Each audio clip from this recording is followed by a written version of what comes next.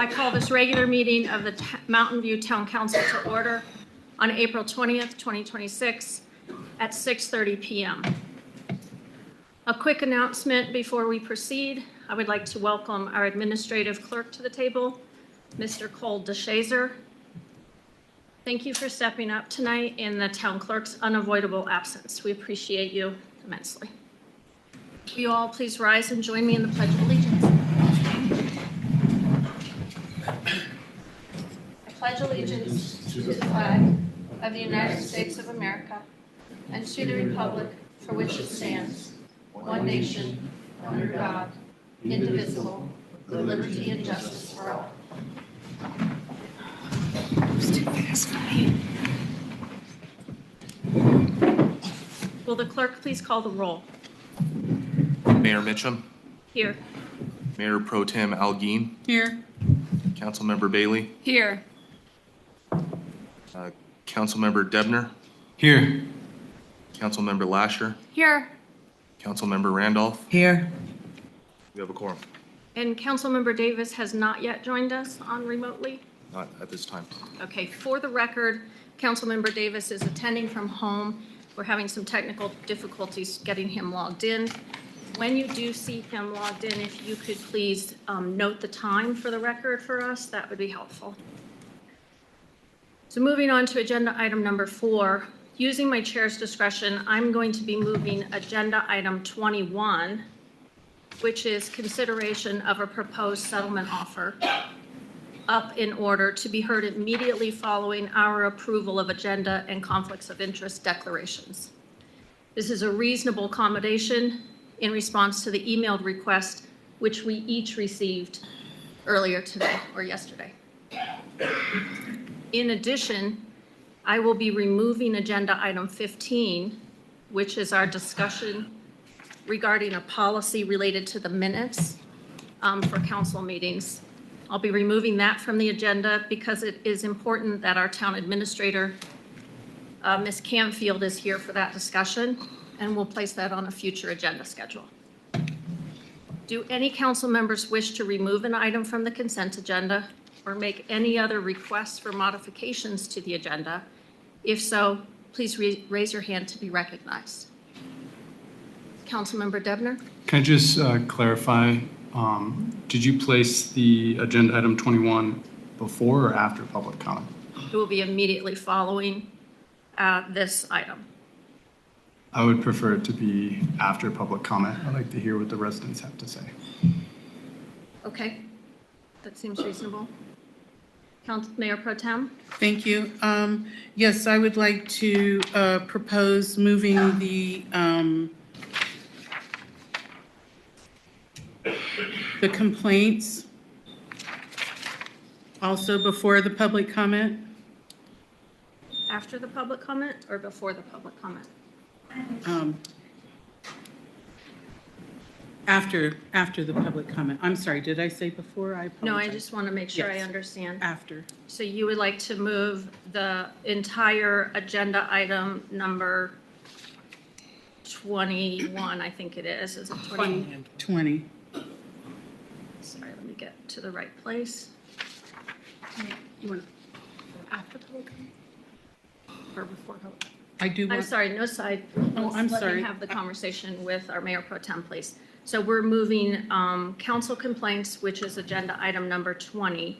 Where would you like that on the agenda? Before the public comment. Before the please. public Yes. comments. Okay, Thank you. thank you. So I will use my chair's discretion to move our agenda item number 21 to immediately after the public comments.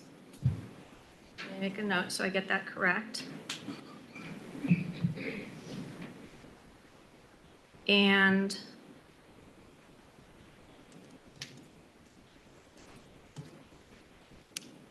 we will go ahead and move also our agenda item number 20 to immediately before the public comments. Correct? Yes, ma'am. Okay. Are there any other requests for changes to the agenda? I have, Councilmember Debner? I'd like to remove the meeting minutes, consent agenda A from the 3-9 meeting from the consent agenda. Okay.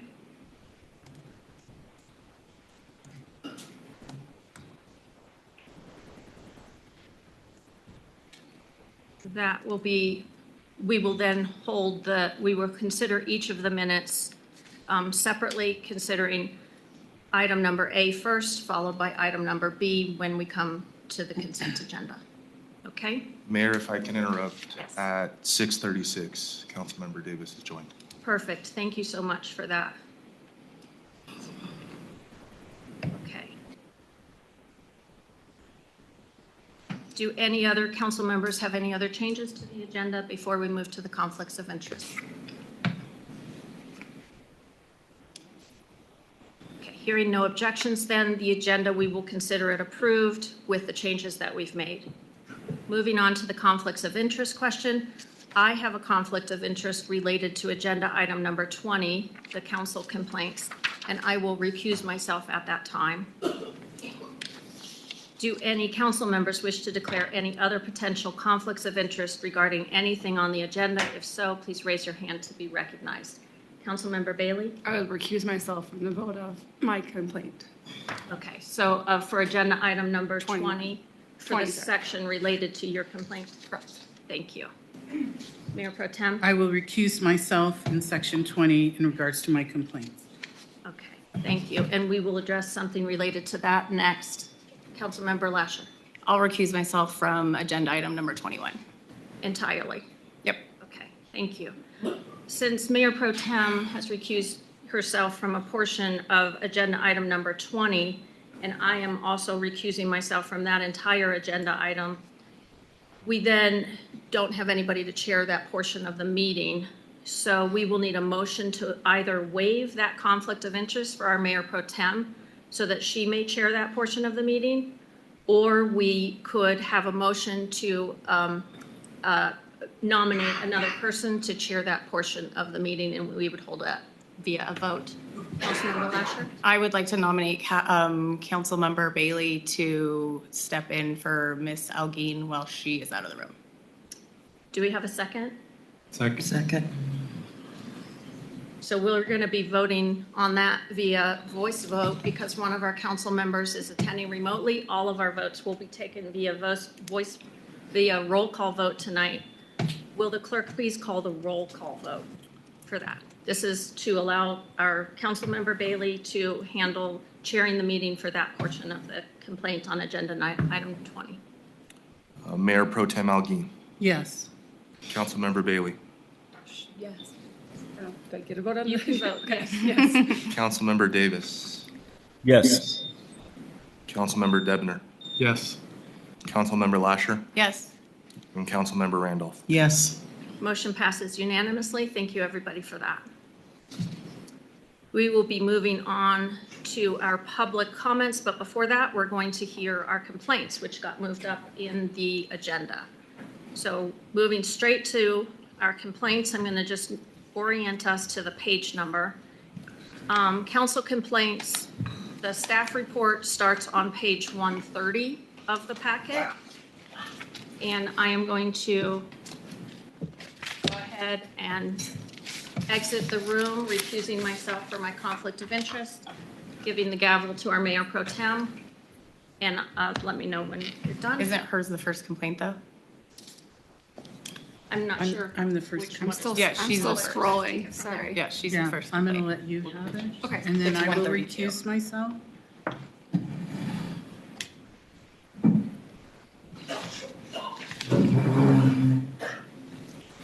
Sorry, I'm still scrolling. It's 132. Yes.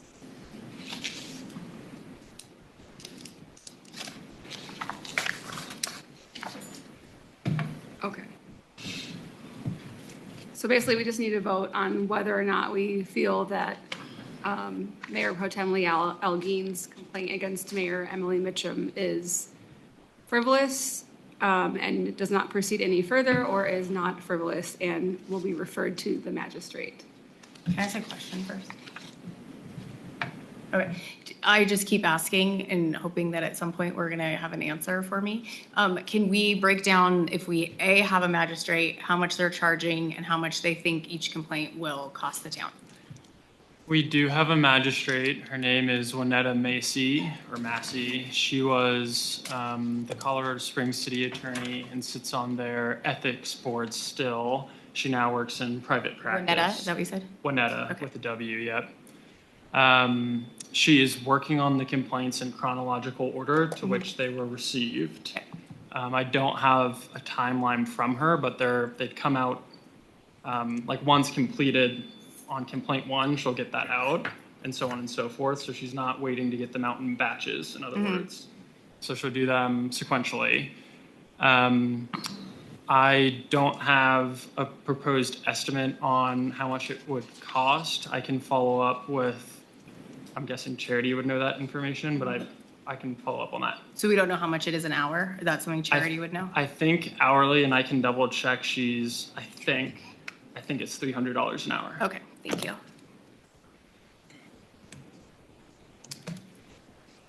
Are there any other questions, or should we proceed to the vote? I'm good. Would you like to call the roll? I'm so sorry, we need to know what we're voting on. We're voting on whether or not the Mayor Pro Tem, I already said that, but Leal Algeen's complaint against Mayor Mitchum is not frivolous or frivolous. If it's frivolous, it stops here. If it's not frivolous, it proceeds to the magistrate. So a yes vote would, A yes vote is it's not frivolous? not frivolous and would move forward? Yes. Okay, thank you. Okay. Councilmember Bailey. Yes, not frivolous. Or sorry, yes, not frivolous. Councilmember Davis. Yes.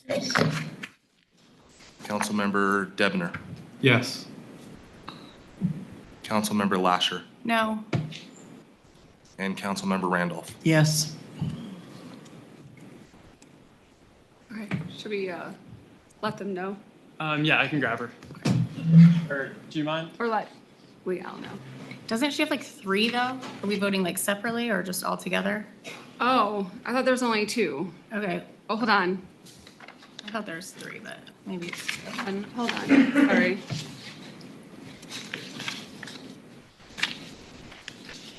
I'm not sure if the votes will be the same, so I just didn't know if you wanted to break it up We or. should- Yeah, let's break it up. per Yeah, we complaint. should break it Thank up. you. Sorry about that.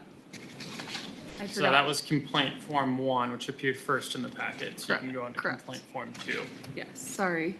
They were gonna, and then, for this, Sorry, 1 second. sorry, my bad. And then I guess the second complaint is on page 139, Correct. also against Mayor Emily Mitchum and Mayor Pro Tem Leal Algeen. So we just need to do a yes, not frivolous, no, frivolous vote. Okay. Good for that, okay. Councilmember Bailey. Yes, not frivolous. And Councilmember Davis. Yes. Yes. Councilmember Debner. Yes. Councilmember Lasher. No. Councilmember Randolph. Yes. And then the next one's 152. Thank you.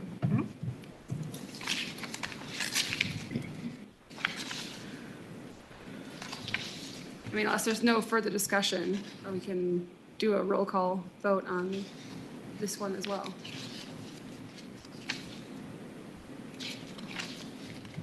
Okay. Councilmember Bailey. Yes. Councilmember Davis. Yes. Councilmember Debner. Yes. Councilmember Lasher. No. Councilmember Randolph. Yes. Okay. I think we can now bring in Mayor Pro Tem Algeen. Actually, I'll go get her because I have to leave too. No, I think the next one is Nancy Bucci. Oh, okay. Starts on 168. Thank you. Yep. Still scroll, it's a very long packet.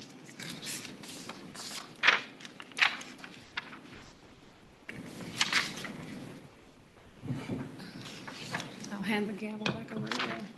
So Mayor Pro Tem, we are now on page 168 of the packet related to the complaint by Nancy Bucci. And previously, we said that a yes vote was that the complaint would move forward and was a finding of not frivolous. A no vote is the Thank you. reverse. Okay. So a yes vote is moving forward and a no vote is frivolous. Correct. Thank you.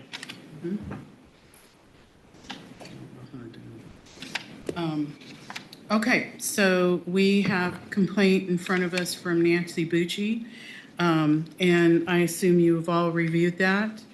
May I get a vote on if this complaint should move forward?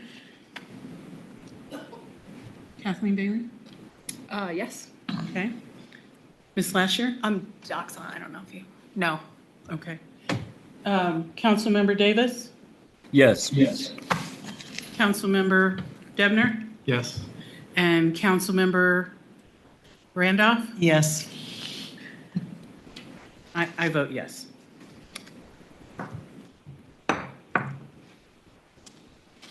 This is All right, and then we will move to complaint from Councilmember Bailey. And it's 186. And that, thank you. Thank you, Councilmember Lasher.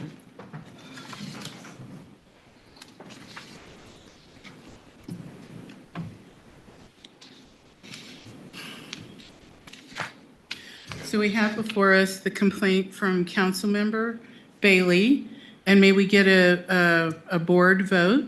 Councilmember Lasher, No. Councilmember Debner, I'd like to raise a point of information regarding conflicts of interest. If I may have a perceived conflict of interest, is that something that I could have the board vote on? Yep. So disclose it, state the nature of the conflict, and then the board who's still sitting will, by majority vote, decide whether it amounts to a conflict of interest under the code. I guess the nature of my potential conflict of interest would be that the nature of the complaint is substantially similar to the complaint that I had submitted in a previous meeting. So I just would like the, I guess, board's vote on whether that would be a conflict of interest. may I have a point of information? Does the attorney see that as a potential conflict? Give me a moment. Let me refresh myself on the code.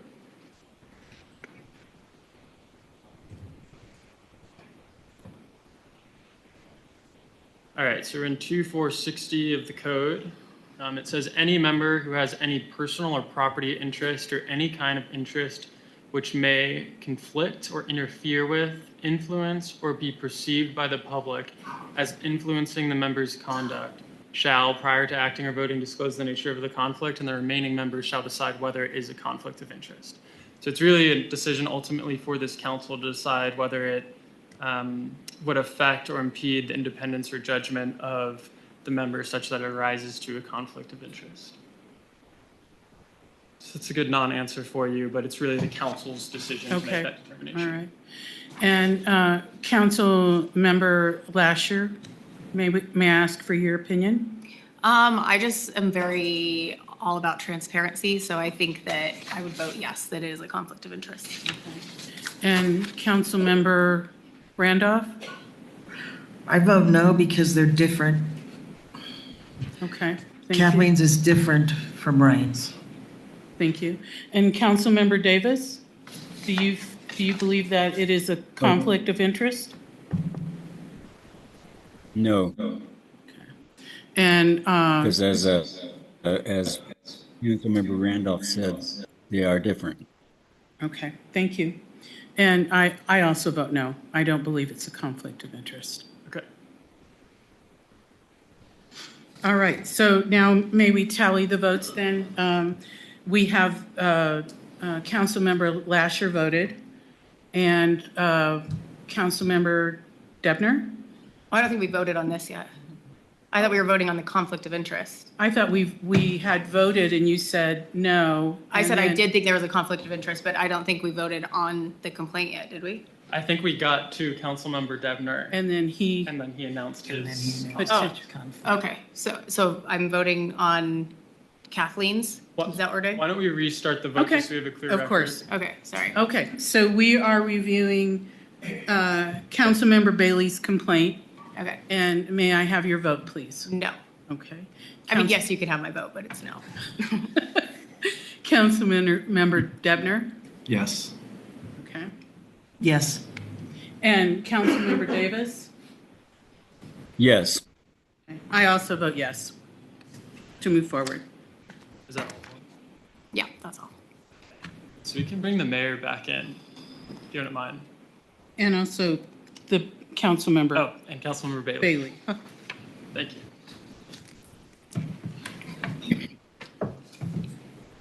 Excellent, nice job.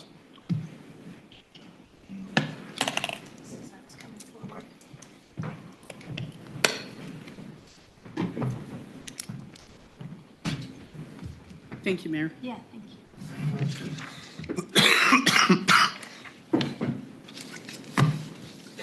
Thank you, everybody. We're moving on to our public comments. And I have a point of information, please. Last session, we had a resident who was unable to get on their camera, and we made an exception to allow that individual to speak. However, they submitted a written statement and then read that statement. So I'm going to ask Austin, in the rules of public comment, sorry, can everyone hear me? In the rules of public comment. Yeah, I can hear you. If you move that too close, it will start to create Oh, feedback. Yeah. okay. Is a public comment allowed to be submitted in writing and also read at the meeting? Yes, we just have different rules for each. Written comments must be submitted at least 24 hours prior to the meeting. They both have rules around not allowing anonymous comments. But if a written comment is submitted, council will not read that aloud. It will be a table setting, but it doesn't prevent that public commenter from also giving an additional public comment related to that matter or any different matter. Thank you. I appreciate that. Okay. So moving on then to our public comments, which is agenda item number 5. A person who wishes to give public comment must sign up and provide their name, residency status, and contact information prior to speaking. Anonymous comments will not be accepted. All virtual public commenters shall provide the required information prior to being given the floor by using the chat feature on Zoom. All virtual public commenters must have their camera on for the duration of their comment. In order to do this, the clerk will invite you to be a panelist, which will allow you to turn on your camera. Each individual may speak only once during each public comment period. All council members must listen attentively to public comments, but no response shall be given to any public comment except the chair or the council by motion may direct staff to follow up with a commenter. No person shall be allotted more than 3 minutes. Our clerk will call on people in the room who have signed up first, and then people who are attending remotely. If you're attending remotely, please speak up so that the people attending can hear you and so that the recording captures your comment in full. Mr. DeShazer, you have the floor. First is Jeff Kitty.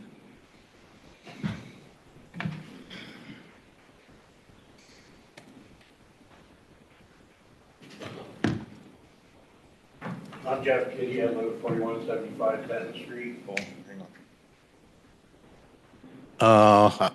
I'm sorry, could we start over? We had your mic muted. Thank you. I'm Jeff Kitty. I live at 4175 Benton Street. I was in city government for 29 years, and I've never seen this kind of Mickey Mouse parade that we've got going on right now. We've got a council member that wants to sue the town for the Terry Canfield for being public administrator. That is not the proper way to do that, but that doesn't stop you guys, okay? You are doing campaign finance issues on people that it's after the campaign, and it's basically harassment. And I'm sure at some point I'll get harassment over what my comments. So the thing is that we basically have, as far as I'm concerned, two people that are creating a problem. And I'm sorry I didn't give you a conciliatory speech or whatever for your election, but I found it rather interesting that I was called up on campaign finance issues without any credibility or any evidence to the problem. If there's a cabal, there's 4 people in this town that could be considered a cabal. One would be the mayor, Brittany Lozier, Brent Metz, and Laura Dennis. And that's all I got to say. Thank you for your comment. Ryan Carney.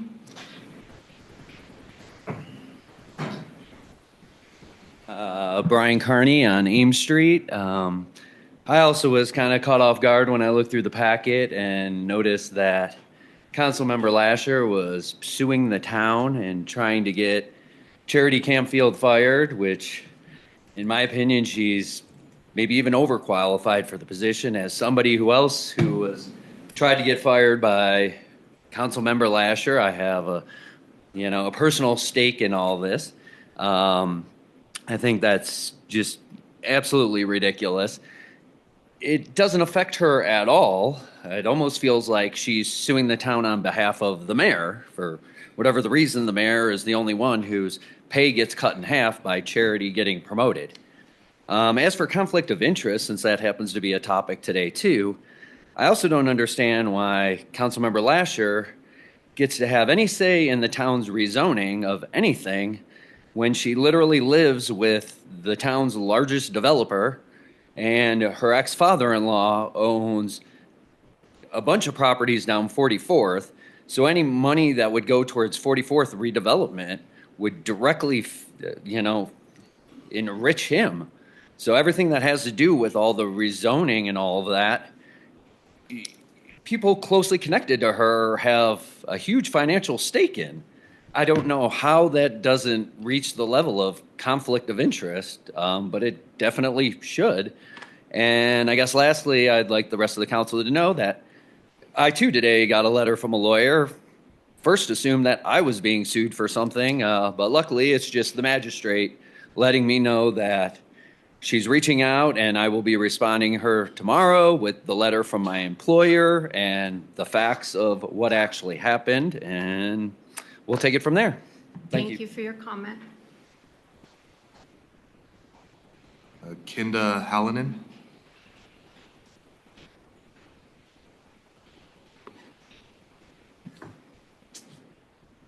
Kenda Hallinan, Eaton Street.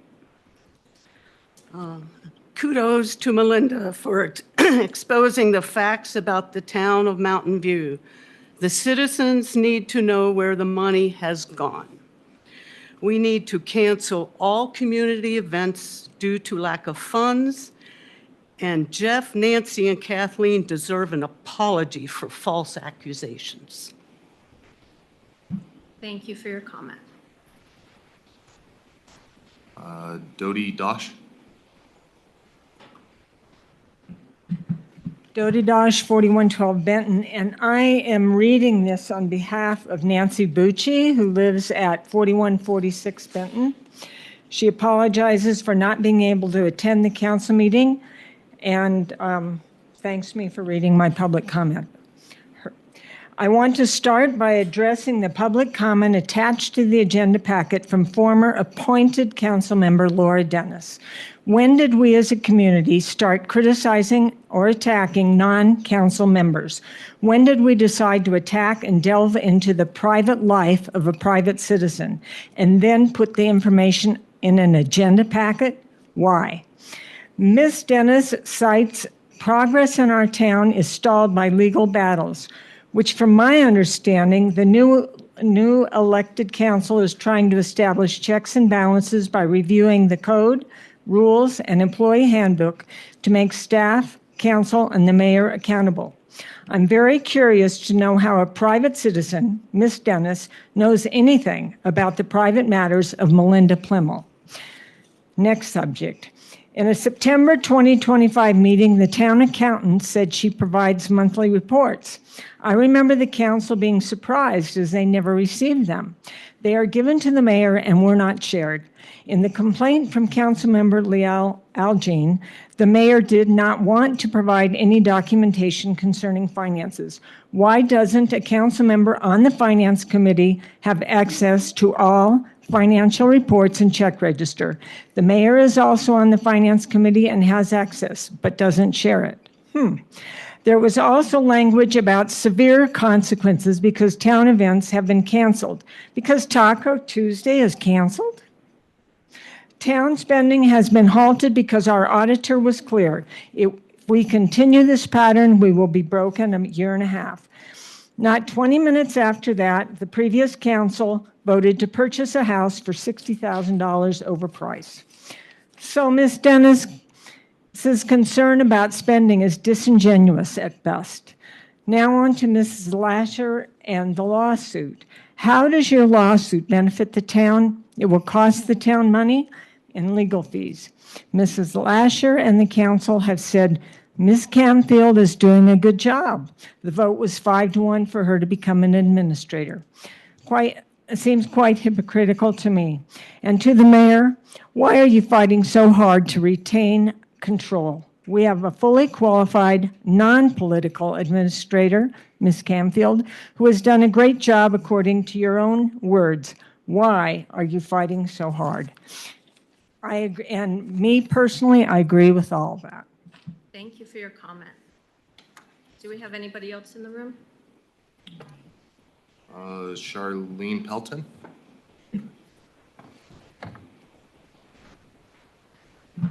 My name is Charlene Pelton, and I live on 4352 Eaton Street. And I just want to end this on a positive note. Thank you for our police department. I think you're doing an awesome job. And I'm so sorry that I've missed so many meetings, but hope to get back soon. Thank you for your comment. Thank you. We have anybody else in the room? We have nobody else in the room. Okay. Is there anybody on Zoom who would like to submit a public comment? If so, please raise your hand and our clerk will make you a panelist. We have one queued up right now. If he can pull up his camera and unmute himself. Hey, can you guys hear me? Yes. Yes, we can. Go ahead. Cool. Cole Rhodes from 4344 Chase Street. I'm not in the desert right now, but I can't get that background off. But I'm trying to just confirm whether the DOLA ADU grant program needs to be applied for by the town of Mountain View or Jefferson County. I exchanged some emails with Emily and Charity about this, but yeah, I was just told to talk to council about it because I've got a garage that we're going through just all the permitting process with Safe Build right now, who is taking their sweet time. But yeah, just need to get the ball rolling on all that. And I understand there's some steps that the city has to do. So just wanted to talk about it. Thank you very much for your comment, Cole. Yep. Good luck. Thank you. Do we have anybody else remotely? I have nobody else remote. Okay. We will then. I'm sorry. Go We do ahead. have one more. Where'd she go?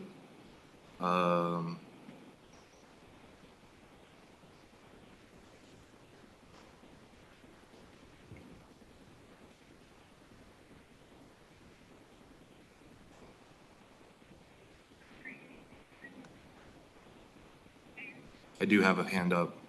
We're getting her as a panelist now. Perfect. Okay.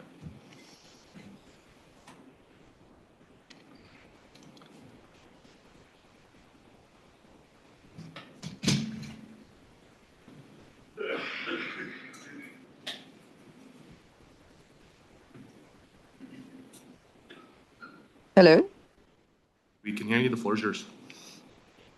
I'm sorry? You're good to go.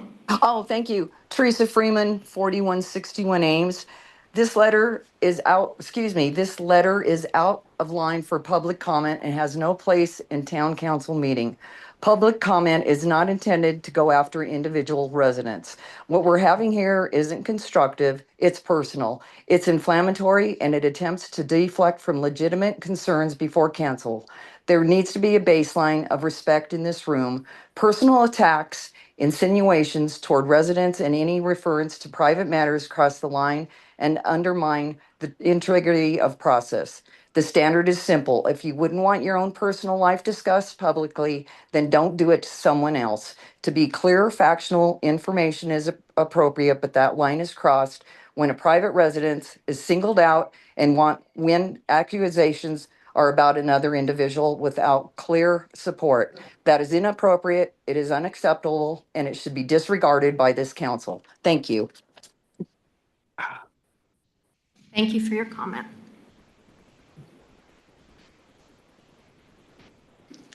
Are you asking for a point of information or a point of order? A point of information. Go ahead, please. In regards to Mr. Rhodes' request about the DOLA grant, is that conversations that you and the administrator are having with him, or is that something that you or the administrator could follow up? It's a point of information. Honestly, let me double check how we. So it's not really a point of information. Could I advise her to just bring it up at the future agenda schedule? Yeah. Okay. Let's do that. All right, thank you.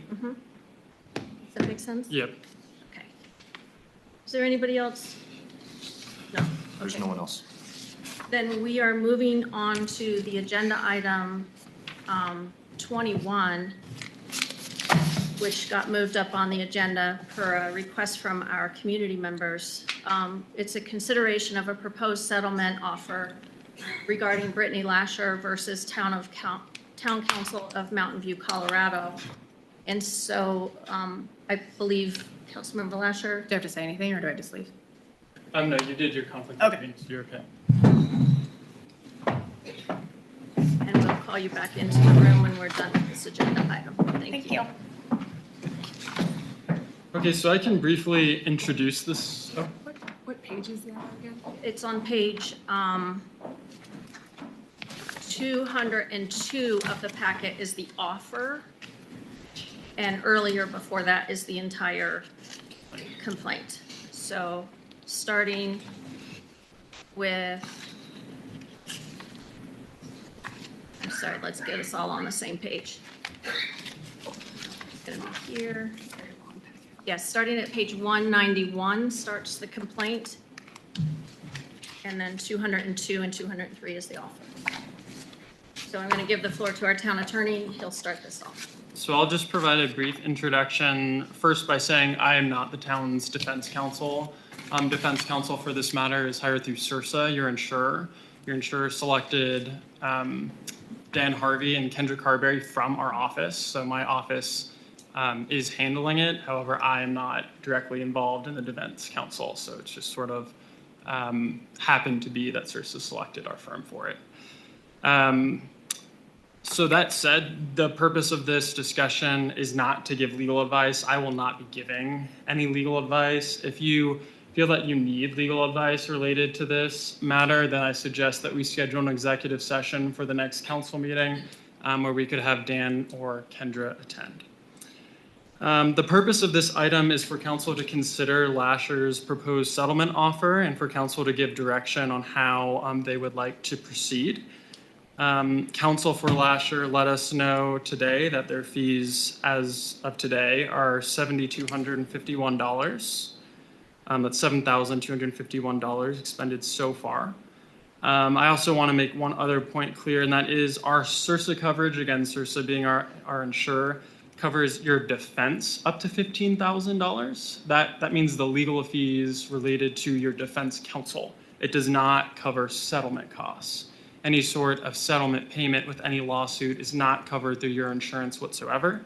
It would have to come out of the town's general funds. So the rough 7,000 would be coming out of, if they agree, would come out of our general fund, not from CIRSA. Exactly right. Okay. But the legal defense provided by your defense counsel we aren't close to that bar yet. Right. At least that's my understanding. And as the mayor stated, the full complaint that the town received on this matter is in the packet. And then the settlement offer is also in the packet. Both of those items were undoctored from the way we received them. And those are really the two items to which are relevant for this dispute so far. Councilmember Councilmember Randolph. How long would it take Cirsa to make a decision on the first letter she sent in? I'm just curious. Help me understand your question better. So Cirsa could deny this? No, CIRSA's accepted the claim. Okay, that's what I want to know. Yep, so CIRSA, our insurer, has accepted the defense coverage up to our maximum coverage amount, which is $15,000. Okay. Councilmember Debner? I'd be very much interested in hearing from the defense attorneys regarding this matter. I think that would just be prudent to understand where we sit legally in any settlement case. Mayor Pro Tem? May I ask if you could remind us what the settlement is? Yeah, so the settlement starts on page 202 of the packet. There are two claims related to the complaint, and there are three pieces of the settlement. The first ask of the settlement is that the council passed a resolution related to the open meetings law. And there's exact language of what they would like to see in that resolution on page 202. If the council were to do that, then they would voluntarily withdraw their second claim for relief, which is related to the open meetings law. The second piece of the complaint and the settlement is related to council reconsidering the position of town administrator. If council were willing to reconsider that appointment after posting and allowing for other candidates to submit for that position, then they would withdraw their their first claim for relief, which is actually an injunctive relief. With that one, to get the release of the first claim of relief, you have to, one, go through the appointment process again, and two, pay their attorney's fees. Was that somewhat helpful, or did I kind of muddle it? Can you repeat that? Yeah, so basically they're asking for three things. Let's just do that, and they will fully drop the complaint if you give them these three things. One is a resolution with particular language. They have that particular language in their settlement. The second is to redo the appointment of town administrator. And the third is to pay their attorney's fees to date. Which is about $7,000. Yep. Councilmember Bailey? And then we'll hear from Councilmember Davis as well. Can we just speak plainly on this? Yes, the point of this agenda item is for council to speak and discuss freely related to the settlement. Well, I mean, my thoughts relate to the settlement because it sounds like this complaint is alleging that the council violated open meeting law in their appointment of Ms. Canfield as town administrator on January 12th. And that resolution that they're asking us to pass is just open meeting law, which we already follow. And I feel like there's a lot of history missing from these allegations, and so I was pretty surprised to see this lawsuit from our own council member who sat in all of our council meetings. Because I mean, I put together a timeline that I would like to share, if that's okay. Mm-hmm. So we had a council budget retreat on August 16th of 2025, and while serving as the interim clerk, Ms. Charity Cantfield noted that many municipalities utilize a combined clerk administrator role due to a limited workload and budget constraints. And this model aligns with legal requirements to have a clerk position while also allowing administrative functions to be performed efficiently in smaller jurisdictions. The approach is also very much supported in municipal management literature. The Wisconsin City-County Management Association addresses common misconceptions about administrator roles. Myth, administrators cost too much. Fact, in smaller communities, administrator roles are frequently combined with clerk or clerk-treasurer positions, and effective administration often offsets costs through improved efficiency and management. Myth, full-time mayors are the same as administrators. Fact, mayors are elected for political leadership, while administrators are trained to manage the day-to-day operations of a municipality. These are distinct roles requiring different skill sets. Then we had, the mayor pay ordinance first reading on August 18th, 25. And I made sure that the record reflected that at any time, by a majority vote, the council could appoint an administrator, including over the mayor's objection. And the town attorney, you, Austin, you said that that was the case. At any time, we have our charter given right as a council that majority vote can appoint an administrator at any time. And then we had all these concerns over the budget and the overall administration. And it became evident to me that we needed to have a change. And so during this period, Charity was already doing a lot of the administrative functions that were beyond the clerk role and doing well at them. And so based on those needs and her performance, the concept of appointing her to a combined clerk administrator role developed over time through public meetings and ongoing operational experience. It was not the result of off-the-record discussions.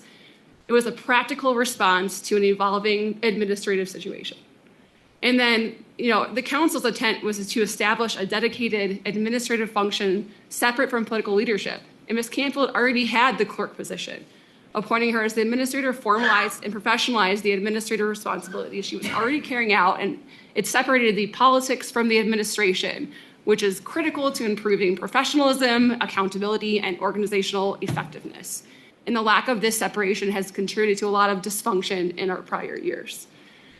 And lastly, there are other examples in Colorado. Hugo is a really great example. They have less than 1,000 people, and they have a list their primary administrative official as a town clerk administrator. So they explicitly combine statutory clerk duties with day-to-day administrative functions, and it's a common approach in small jurisdictions where limited resources necessitate consolidating administrative responsibilities into a single role. I stand by the council's decision to appoint the administrator. We've been building up to it, I feel like, for a very long time, and in an open and transparent process. I am in favor of not accepting this offer of a settlement. Thank you. Thank you. Can we hear from Councilmember Davis as to whether or not he is in favor of accepting a settlement? I am not in favor of accepting anything from Ms. Lesher, because even before I came on the council, people were giving kudos to Ms. Campbell for the job she was doing. She not only has a master's degree a master clerk's degree, she's performed exceptionally well on all counts. And every one of the members of the council, except for Ms. Lesher, voted to keep her. And everybody wants to keep her in the office.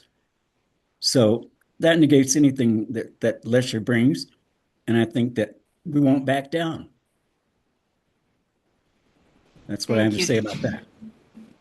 Thank you, Councilmember Davis. Just for the record, Councilmember Lasher voted to retain her as the administrator as well. That's right. She did not vote for her appointment, though. I think that's what he meant. Right. Correct. She did not vote for her appointment, but she did vote to retain her. And along those lines, the sense that I get from reading this material is that it's really not about Ms. Cantfield or her performance. And I think that Councilmember Lasher has said that repeatedly as well. She said that in meetings on the record. She's praised Ms. Cantfield for the work that she does. She gave her very high marks on her review. I don't think it's about Ms. Cantfield, her specific appointment, or her performance in any way. I think it's about, if I'm understanding it correctly, I'll call on you in a minute as soon as I'm done, thank you. That it's about the process.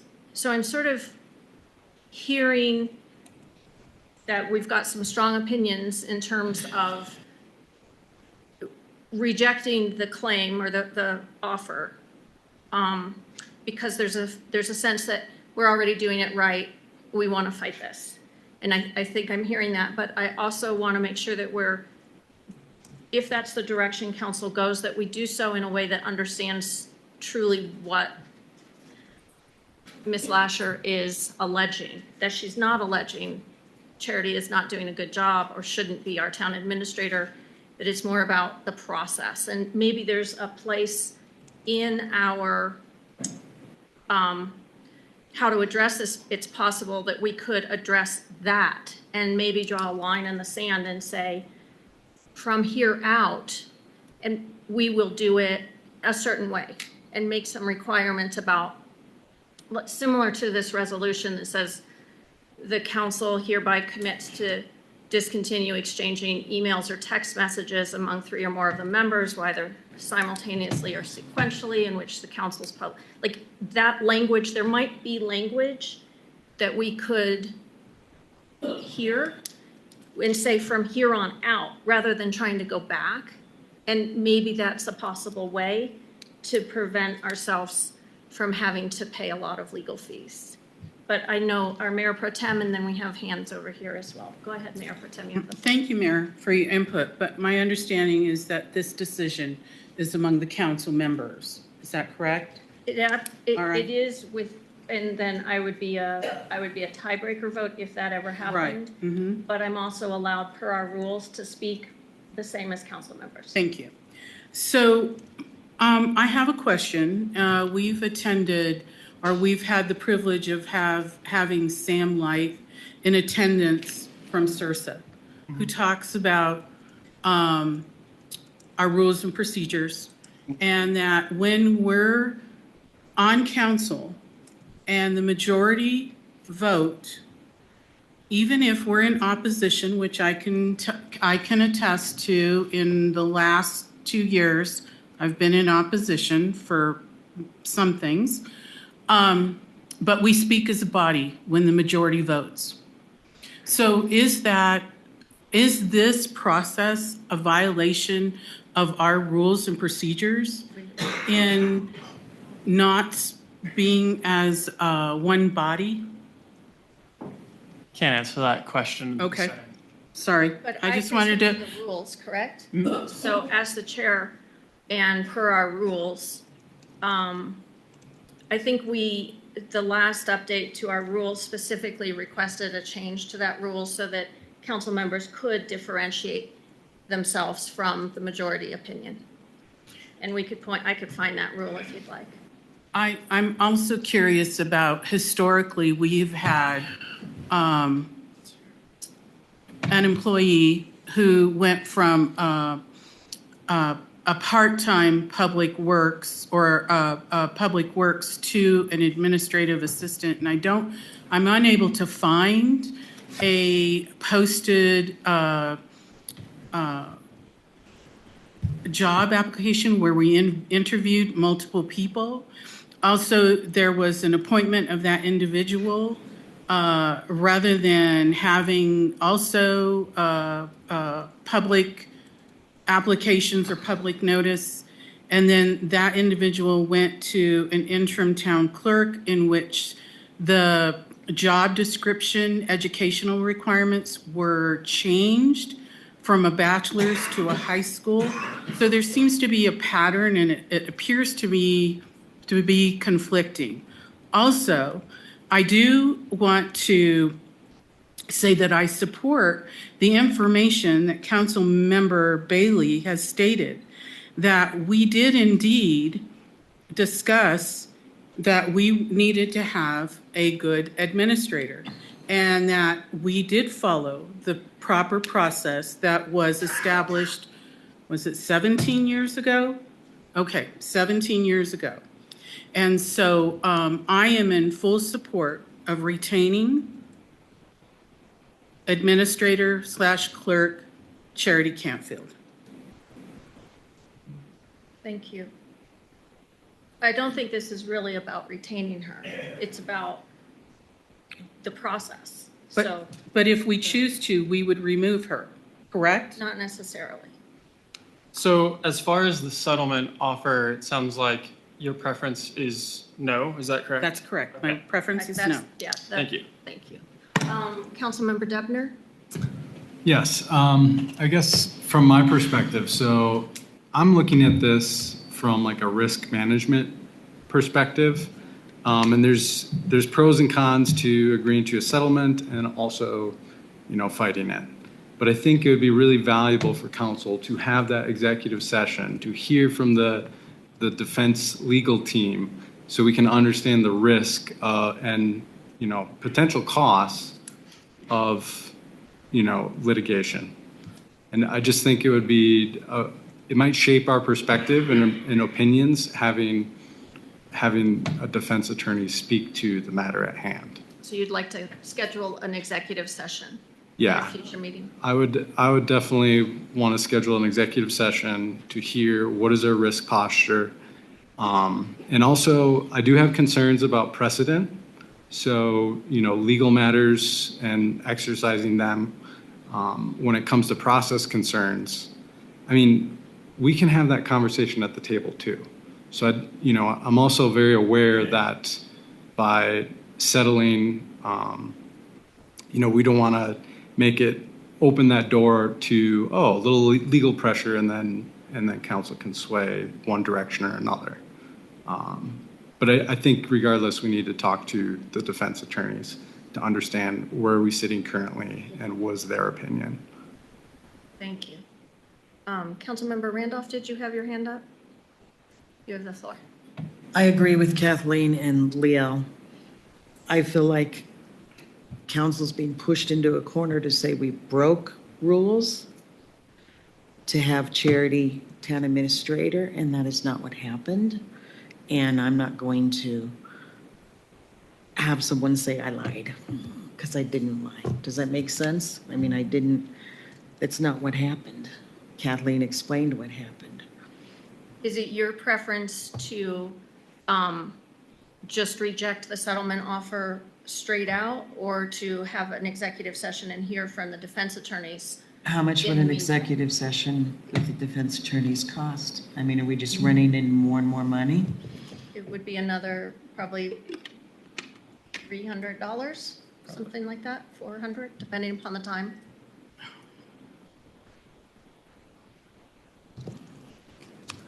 I'm going to say no. To just go ahead and flat out reject it.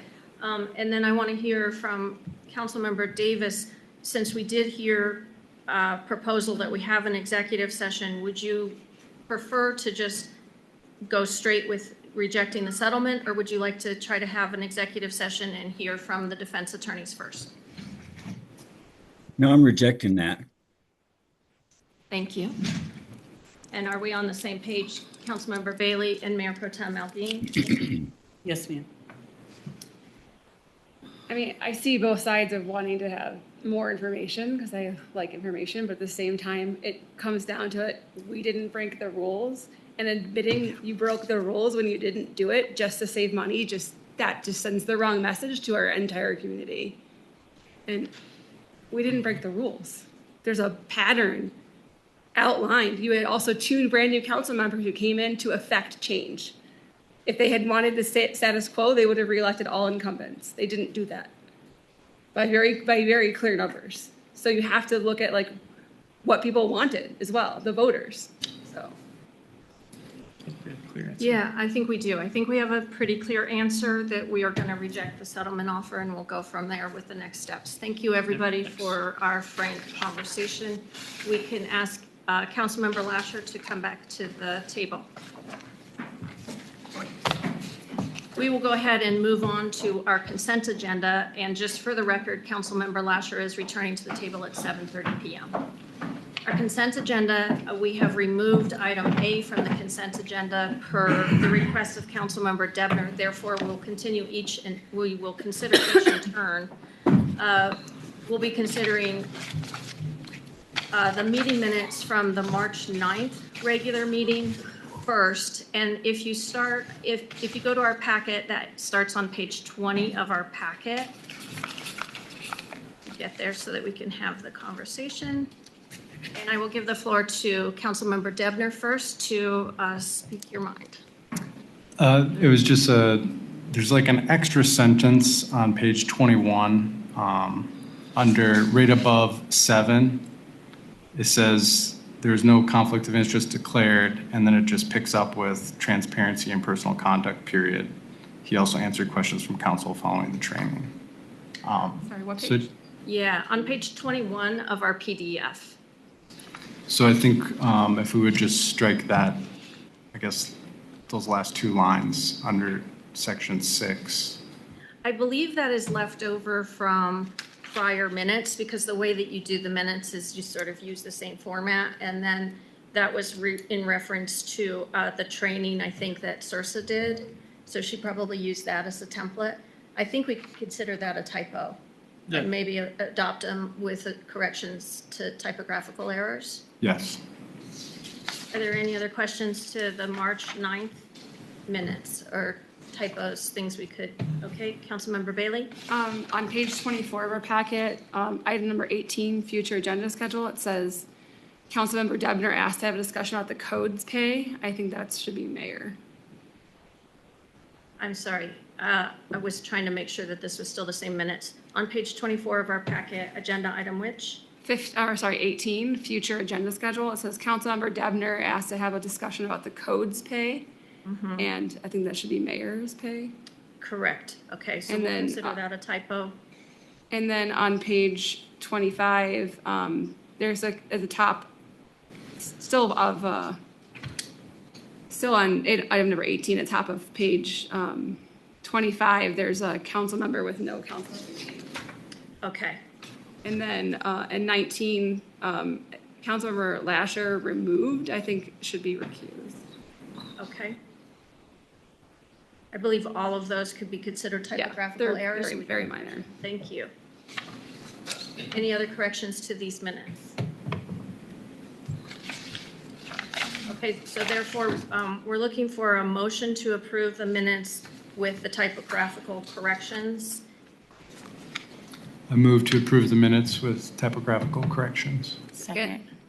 Will the clerk please call that vote? Mayor Pro Tem Alguin. Yes. Councilmember Bailey. Yes. Councilmember Davis. Yes. Councilmember Debner. Yes. Councilmember Lasher. Yes. Councilmember Randolph. Yes. Motion passes unanimously. Thank you, everybody. So the remaining item in the consent agenda is the minutes for the 4/6/26 special meeting. And those minutes start on page 26. Is there discussion for this, or can we just move to approve them? Councilmember Bailey? I kept getting booted off the Zoom meeting from the airport, and I thought my vote on the complaints on page 28 was cataloged, but it doesn't reflect that here. So I'm not sure what happened, if it didn't count, because I couldn't get back in the meeting. I'm not sure. We have to look I think what happened, so I did speak with the clerk about this because we couldn't see you attending the meeting. Like it wasn't, I think she might have counted it as a proxy vote. So because we couldn't see you voting.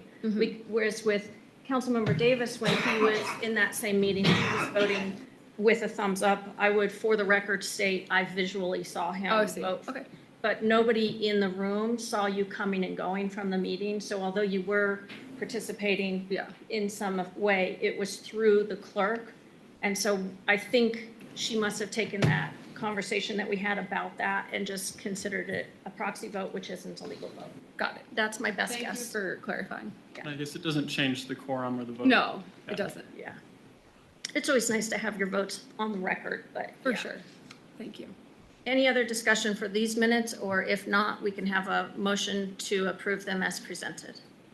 So moved. In a second, Second. will the clerk please call the vote? Mayor Pro Tem Alguin, Yes. Councilmember Bailey, Yes. Councilmember Davis, Yes. Councilmember Debner, Yes. Councilmember Lasher, Yes. and Councilmember Randolph. Yes. Motion passes unanimously. Thank you. We're at agenda item number 7. We don't have any breaks built into our agenda tonight, so if a council member would like to take a break, please raise your hand and call for a point of information, and we will take a break. But until then, I will continue to move us forward. Doctor. Okay, thank you. Councilmember Davis, you have the floor. Point of information, I'd like to take a break. Okay, it is 7:36. We will take a 10-minute break and come back at 7:46. You probably like my Coming back to son, you're a order. spice guy. 7:46. Can't stand spice. Oh, I can't either. And we made this chicken tonight that was. We are at agenda item number 7, and our Councilmember Davis is attending remotely still. He's at the table. So for agenda item number 7, your staff report starts on page 29 of our packet, and the ordinance itself starts on page 32 of our packet. And the town attorney has the floor to introduce the agenda item. Thank you. So we workshopped this item at the last meeting. It has to do with changing chapters 4 and 6 of the municipal code.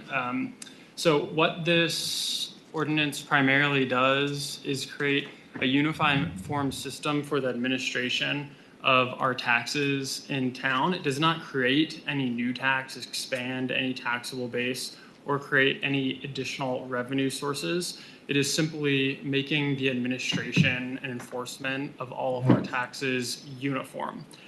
So that's piece 1 of what it's doing, and then piece 2 is making some more minor changes related to licensing and related to the license expiration for all town issued license to make those a little bit more consistent and uniform. Happy to answer any questions. Do we have questions for staff or discussion from anyone at the table? And then I'll turn to Councilmember Davis. No. Councilmember Davis, do you have any questions for staff? No questions at this time. Therefore, I'm looking for a motion to approve the resolution as presented. So moved. Second. Councilmember Bailey moved, and it's been seconded. Do we have any further debate? Should be statements for or against from council members. Councilmember Debner? I'm in full support of this. I think efficiency gains, it just makes sense. Thank you.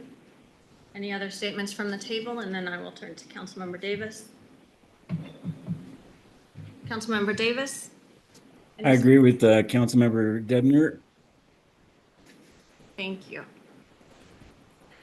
So moving on then, will the clerk please call the vote for this agenda item? Mayor Pro Tem Alguin, Yes. Councilmember Bailey, Yes. Councilmember Davis, Yes. Councilmember Debner, Yes. Councilmember Lasher, Yes. Councilmember Randolph. Yes. Motion passes unanimously. Thank you.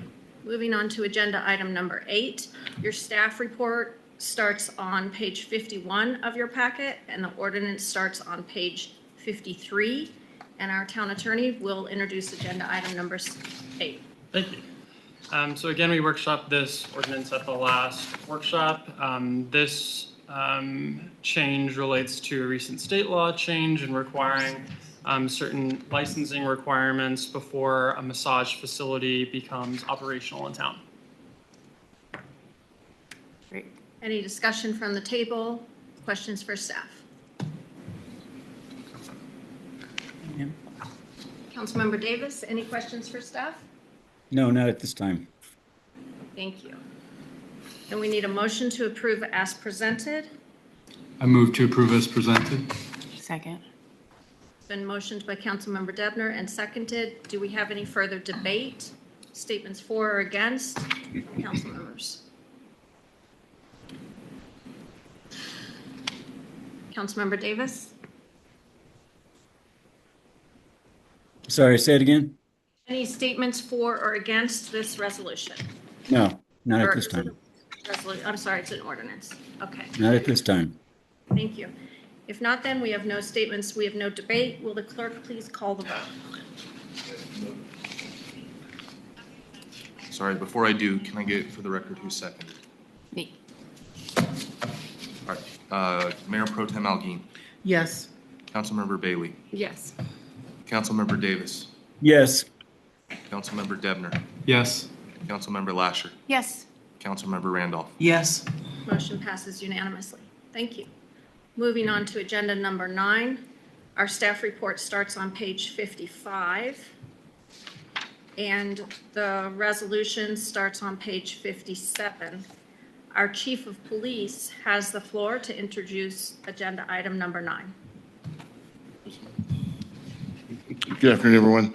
So the agenda item number 9 is just a contract renewal, or actually a new contract with Conley's Towing. They've been towing for us for as long as I can remember, the 7 years I've been here. The contract stuff's actually pretty easy. It doesn't cost us a dime. We just contract out with them. They're our primary tow. They come and tow stuff when we request a tow, and the owner of the vehicle covers the cost.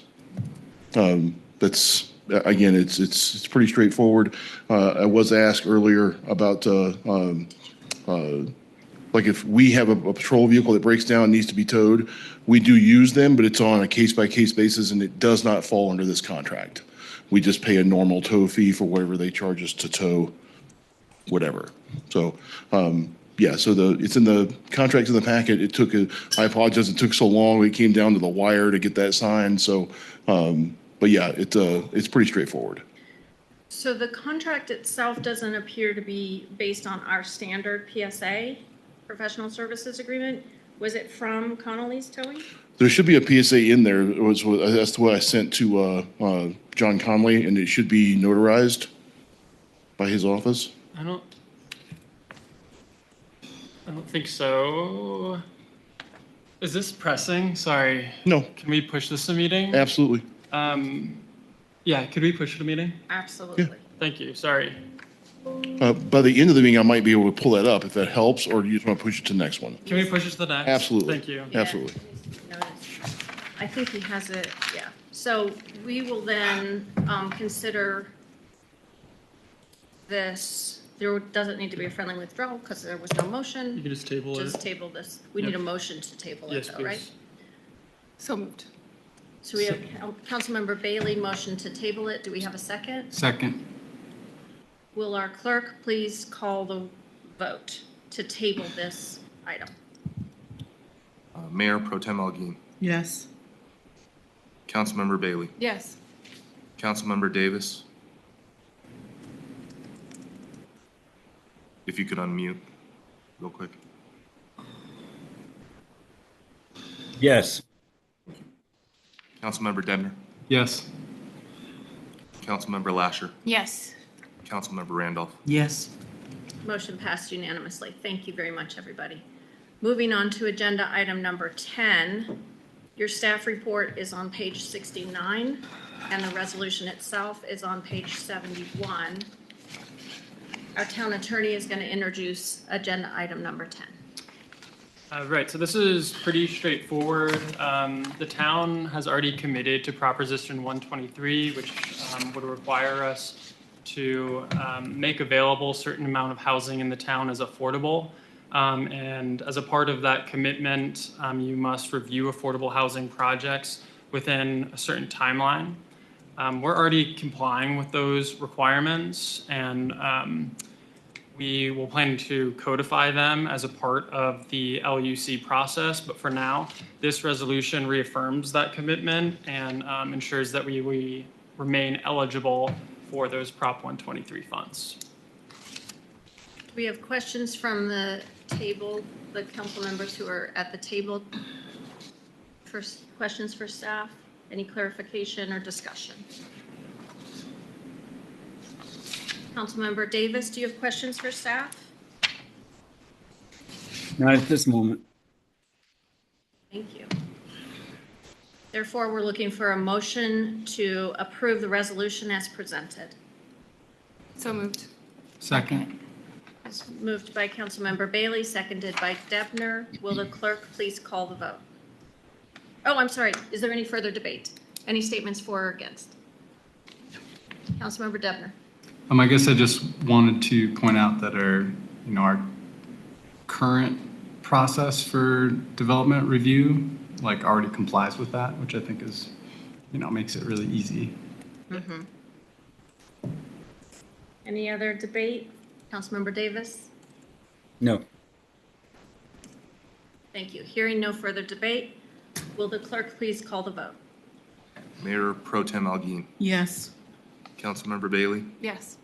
Councilmember Davis, Yes. Councilmember Debner, Yes. Councilmember Lasher, Yes. Councilmember Randolph. Yes. Motion passes unanimously. Moving on to agenda item number 11. Your staff report on this agenda item starts on page 73. The resolution starts on page 75. And there was a little bit of confusion with the Exhibit A, which is accidentally not marked. So just for the record, Exhibit A starts on page 76 and goes through page 81. Pages 82 through 87 are duplicative. There's no difference there. The only difference is it has a watermark on it that says draft. So our town attorney was going to introduce agenda item number 10. Okay. Or, I'm sorry, is this 11? So at long last, here's the draft purchasing policy. This replaces, as council remembers, language within the code related to certain procurements that had sort of a number of issues identified by council, namely that there was only a very limited subset of purchases that were actually covered in the code. And so there was a lot of sort of holes in what the process were for the other types of purchases. This introduces a more comprehensive purchasing policy that applies to all types of town purchases and breaks them out by different category, and then creates a clear approval process related to each. One thing I would note is in section 3, the amount related to items that are budgeted, as in council's already appropriated for a certain amount, but whether they need additional approval over the specific contract has changed. I believe in the code it was $5,000. What you had before used $2,500, and I believe that comment primarily came out of our finance committee. And so that's something to be aware of, that this could result in council receiving sort of additional items for approval. Anything above that $2,500, you're gonna have to approve all of those in addition to the appropriation you make in the budget.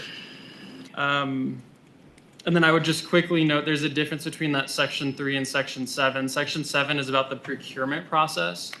So when you have to, for instance, get certain different quotes and different amounts of those quotes, whether they must be informal or formal, that's in section 7. So it is slightly different from what's covered in section 3, which is really just the approval of those contracts.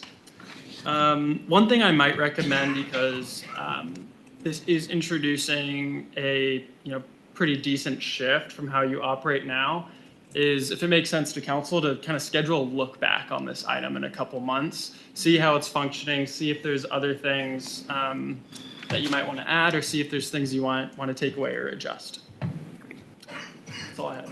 Thank you. Councilmember Randolph? Just reading it, there's several things I think that need to be adjusted. Okay. It's really open-ended.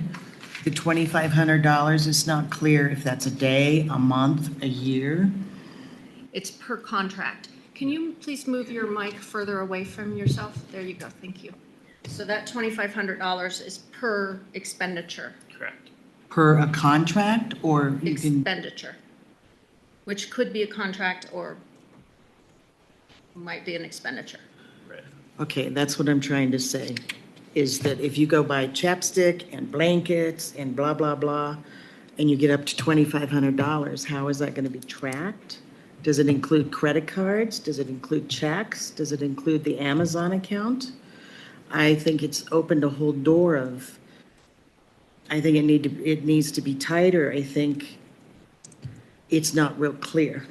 Okay. An expenditure, I understand what it is. I've done bookkeeping for 50 years, but it's not a contract. So I'm looking at the check register, and I'm sorry, I have a headache, so if I sound a little edgy, please don't take it personally. And the stuff on here, you know, there's checks for $400, $300. So then if you do Amazon for $200, who's going to track all this? For one person, I mean, and who has credit cards? I think it's. Would we want to refer this to our Finance Committee Chair and see if there are some comments regarding that? Because I think the Finance Committee, consisting of our Town Administrator and Lorraine and Mayor Pro Tem Algeen and myself, are all strongly in favor of the purchasing policy as written. And it's taken us a long time to get to that place. Are there things that you could say, Mayor Pro Tem, to address Councilmember Randolph's concerns?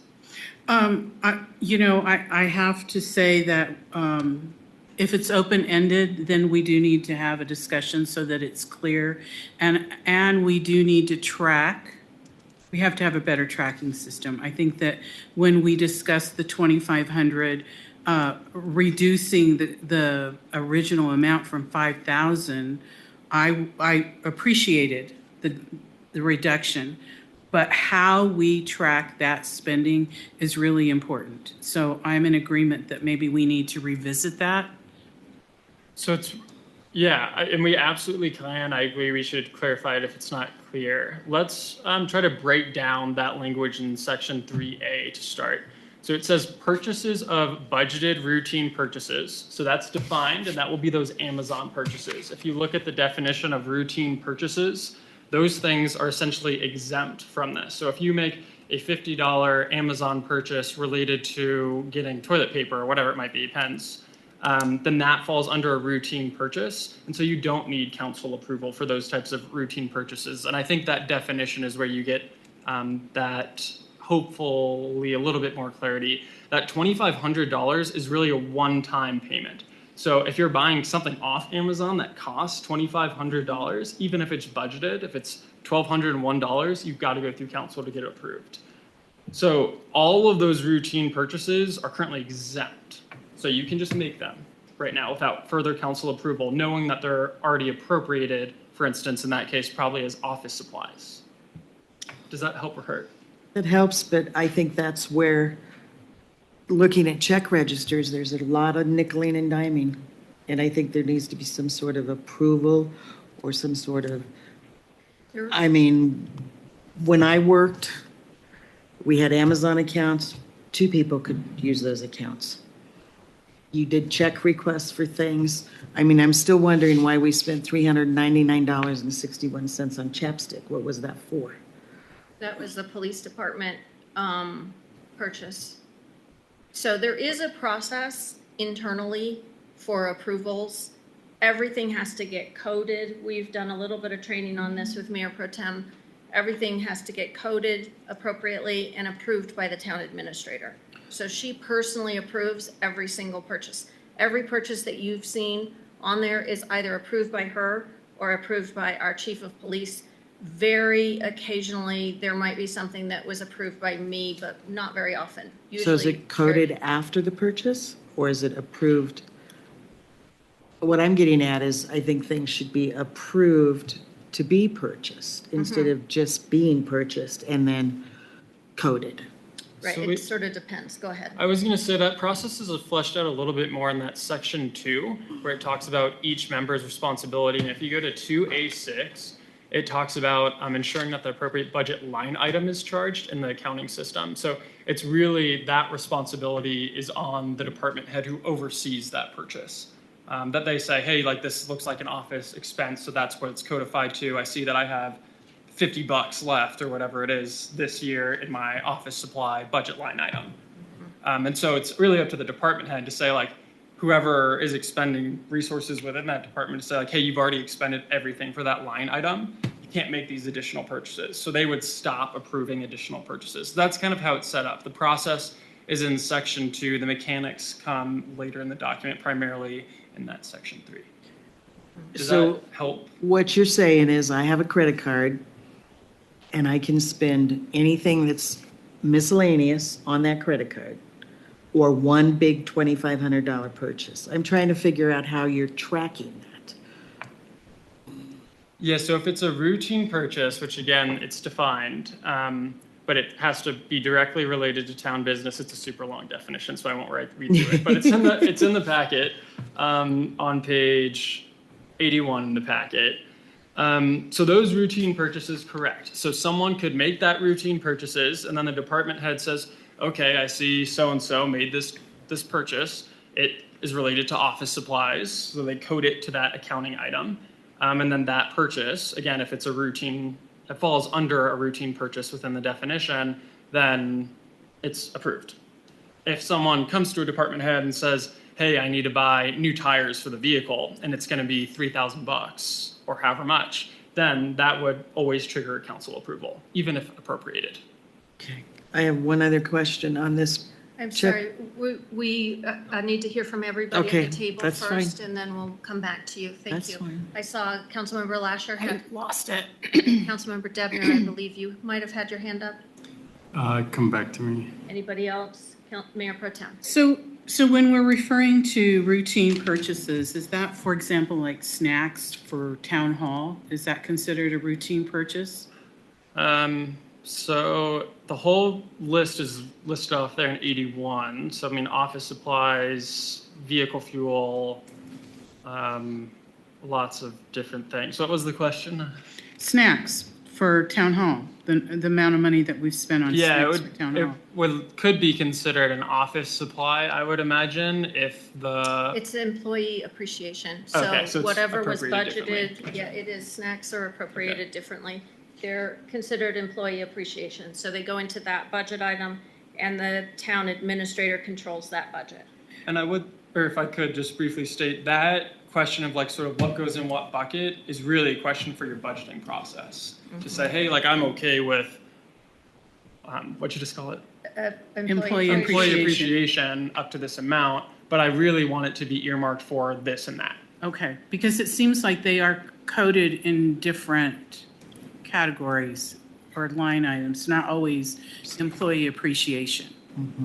So that was my question. I think our town administrator has been particularly good at standardizing those general ledger numbers. And it's one of the reasons why she has taken full control over coding and approving each one of the items in that budget for administrative stuff, so that she can ensure that everything is standardized in terms of what goes into what GL, general ledger number. Councilmember Bailey, did you have any discussion? I'm just wondering, it seems like we have a lot of questions. I wonder if we, could have our town administrator speak to some of these questions, because it seems like that's kind of her area of expertise, and that might answer a lot of questions moving forward. Councilmember Debner? I would also be interested in more of a workshop discussion on the purchasing policy. This policy is very different, I think in a good way, compared to the one that I reviewed last fall.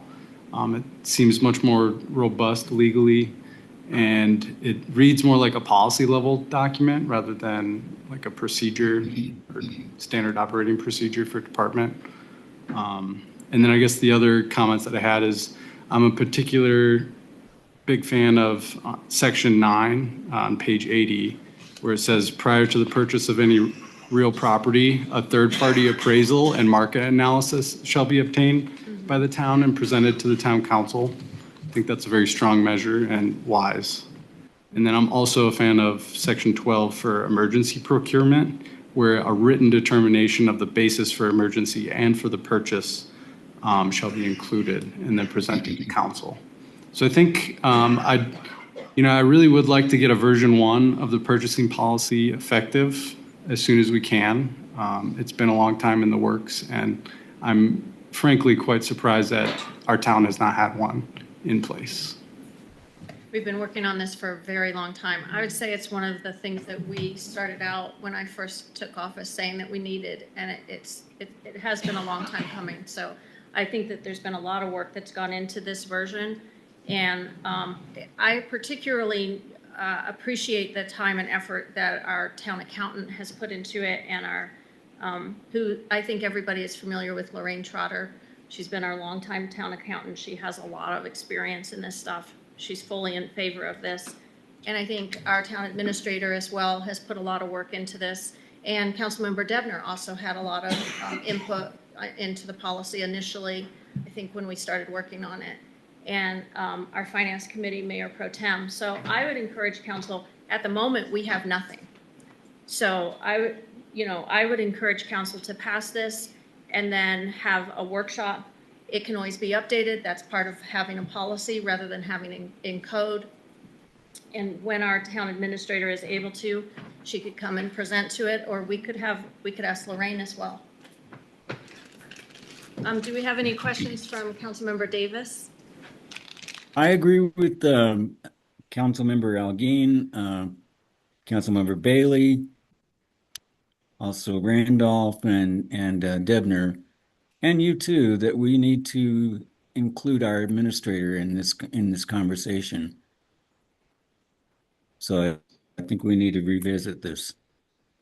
Would you be in favor of passing version 1 so that we have some containment of these issues and then bringing it back when we're as a workshop to continue workshopping it and updating it?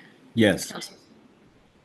Okay, Yes. thank you. And we'll come back now to Councilmember Randolph. It's your turn. I just want to make sure that it gets on the agenda because we've asked for committees to be on the agenda for 4 months, and then it shows up, it was supposed to be today, and then it's not there. So how do we make sure that it's going to be on the next agenda if it's Not that adding other stuff. So if you prioritize other things and you want the meetings to be under 3 hours, some things have to get bumped, So if we can stick with our agendas and not add more big projects, we can keep with the future agenda schedule as it's written. I think that's really what's bumped things. Mayor Pro Tem? Is it feasible to have a request to have it put on the next meeting? So that if this is, I know you mentioned reviewing in 3 months, which is really important. But if there's hesitation from anyone on council and that they want to do a workshop, then I think that we should make it a priority to workshop it at our next meeting so that we're not delaying a review of the purchasing policy if we want to make some adjustments. It'll really depend on our town administrator's availability, or if you're comfortable with Lorraine's availability. So we can have a best case scenario. We bring it back to the next meeting with our town administrator, but that I can't promise that. We need our town administrator to promise that. Councilmember Debner? Yeah, I guess I would be in strong support of passing this version 1 and then having a workshop in between what we passed today or may pass, and then we can incorporate any revisions in this 3-month trial testing period and get our questions answered. I just think it's really important that we get this on the books and we have some structure in place. Councilmember Bailey? I'm in favor of passing it and then maybe not even waiting 3 months, but having a workshop as soon as possible and having it revisited on the next available agenda. Okay, so is it important that town administrator Yes, Campfield is it's at the important. table for that? Okay. So How is everybody with that concept, having it? I'm good with it. I would like to possibly have everybody think about a special meeting because being new, the training that I received did not cover a lot of stuff about resolutions and ordinances, and I think we need a kind of a walkthrough on how things are run in town hall and versus what we can question, because none of that was ever explained. And when I see a purchasing policy, then my brain starts saying I need to really look at this and read it. And then it's almost like I'm not supposed to do that. So I need clarification, and I don't know if anybody else feels like that. But I think with a new town administrator and policies being changed, it would be kind of a nice walkthrough to orientation of town hall and council. Are you clear on that? I'm not clear on what kind of training we would schedule. It sounds like it's in part like council's role in the drafting, the whole life cycle of like, really the way I see at a very high level when you talk about it in additional detail. Council sets the policy, then you have staff actually create the policy. They bring that back to you, just like in the case of the purchasing policy. And then we definitely want your sort of meticulous eyes on everything we bring back. Whether it's, hey, this thing isn't making sense to me, or it's, hey, this doesn't align actually with what we wanted. You got it wrong in these ways. I think that's, to me, how I see primarily council's role, is really setting the policy and then making sure that the draft that is submitted aligns with that policy. Can I open the door? Can we open the door to get a little bit more air in here? It feels like it's getting hotter. I know. I wonder if it's time to start turning the AC on. It's quite hot. Yeah. Does that Thank help? you. That helps. I just So feel we like can when go I into- question stuff, it becomes frustrating for the mayor, actually. I feel like I get, like you don't like me questioning a lot of stuff. I welcome you questioning it. I'm not frustrated at all. Okay. Yeah, no, I welcome, like he said, your meticulous eyes on it. I think it's really important that you take that detailed level of look at things, and I welcome it. And if I'm communicating frustration, that's unintentional entirely, and it's not accurate to what I'm feeling. Can I ask one last question? I'm going to go to Councilmember Lasher, and then I'll come back to you. So I guess I was under the impression that we as council like made like big policy decisions, not like as, like day-to-day stuff. And I feel like this council is like more in the weeds of like, why are we spending $300 on chapstick? And it's like, not putting you down at all by that. I'm just saying like, I just felt like, we make our budget and then it's like, if Chief Nesbitt decides in his budget that like the council approved for him, you have $20,000 a year and he wants to spend it all on whatever he wants to, like, is that the council's job to be like going through and questioning that? Or am I wrong thinking that way? I guess, could you explain that?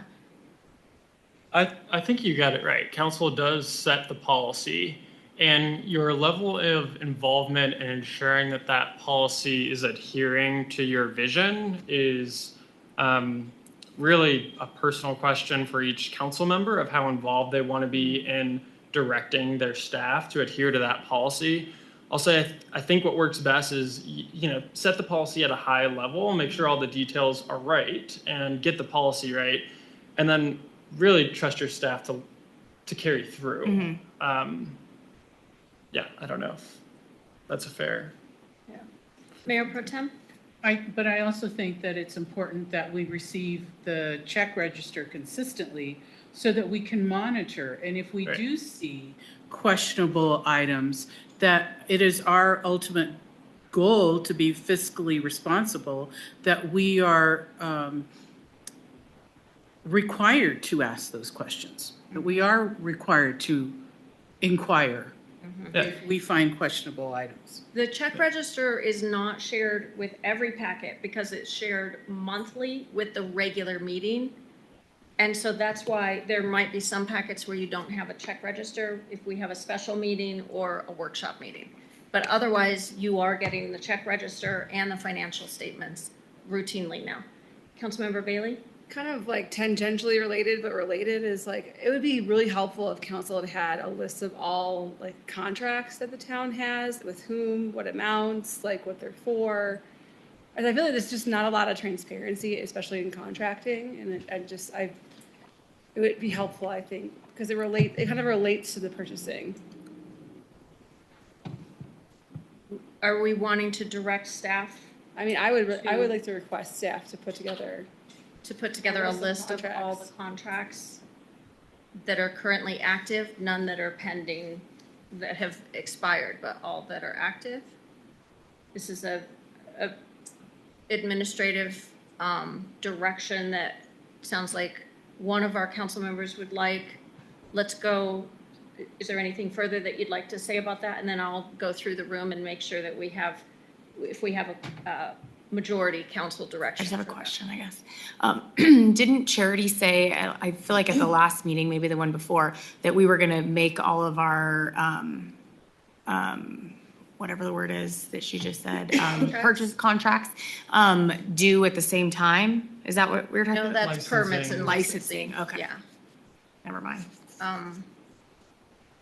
Yeah. Okay, so let's go through and see if do we have a question, Councilmember Debner? I have a statement or opinion to share. Go ahead. I guess so one thing that I'm imagining is in our policy level document, we can specify the need for administrative procedure regarding a list of contracts. So I guess that's one. So I'm coming from a perspective of working in a laboratory where we have a policy level document that spells out the requirements of the regulations and the accrediting bodies. And oftentimes in that policy document, we will require the individual labs to have a procedure on how they execute it. So I think one perspective is we could just embed it in this policy document, the requirement that all contracted vendors will be maintained in a list. And then that way, we can kind of think about like what administrative SOPs or procedures do we want in place that will essentially allow execution of these policy level documents. So that's just a perspective that I wanted to share. But I am in support of having a list of contracted vendors for vendor management reasons. Well, maybe I should share that. We do have that list, so I don't think it's a huge lift. I think we could share that easily. It's one thing that I've asked for, I think it's really important that we have all of our contracts maintained up to date and that we have a strong list and we know where they're at and what the management of them is. And I'd like to do that annually. It's been unable to be resourced to do consistently annually, but it's done pretty routinely. Great. So I don't think it's a huge lift to share a list of contracts with council, active contracts. Councilmember Randolph? I guess from the last meeting when we decided to cancel Taco Tuesday and everybody said, we don't have enough money, then my initial thing is to start looking at stuff and asking why. Mm-hmm. So that's what I Right. did with this. I mean, Right. that's just Right. who I am. So I don't know if it's That makes helpful sense. or That's not. probably one of the reasons why you were elected. And the May 20th meeting, there will be a line-by-line review of the financial statement. Our town administrator has been working on that and plans to present that at, I'm not sure it was May 20th, but it's the regular May meeting, I believe. One of the meetings in May. That she plans to go over that and get your input and say, here's what has been, here's the projection for what we anticipated would be coming in for revenue. Here's where we are. This is more or less than what we anticipated for each one of our expected revenue sources. And then going down to expenses, here's what we anticipated we would have for expenses. Here's where we are in the year. That is more or less than what we would anticipate, and here's why. And so then council can then direct from there. Freeze this, don't freeze that, freeze this, don't freeze that. Councilmember Randolph? Do you remember, when Sean Davis was here and he did a half a page sheet? This is the monthly revenue, this is the monthly expenditures, we're either over or under. Mm-hmm. And I thought at one point, folks had asked for that to be in the packet, because it was very clear month by month, 2 figures. Yes. I'm going to speak to that, and then I'm going to give it to our finance committee chair as well to speak to it. One of the reasons why we discontinued, I do believe we should have a monthly finance committee report, but because of all of the changes and getting up to speed, I think like if there are substantial policy changes, those reports are really going to be different. Right now, the Finance Committee has been working on this policy specifically. And I think getting past this stage will get us to a place where the Finance Committee would be able to routinely provide a report.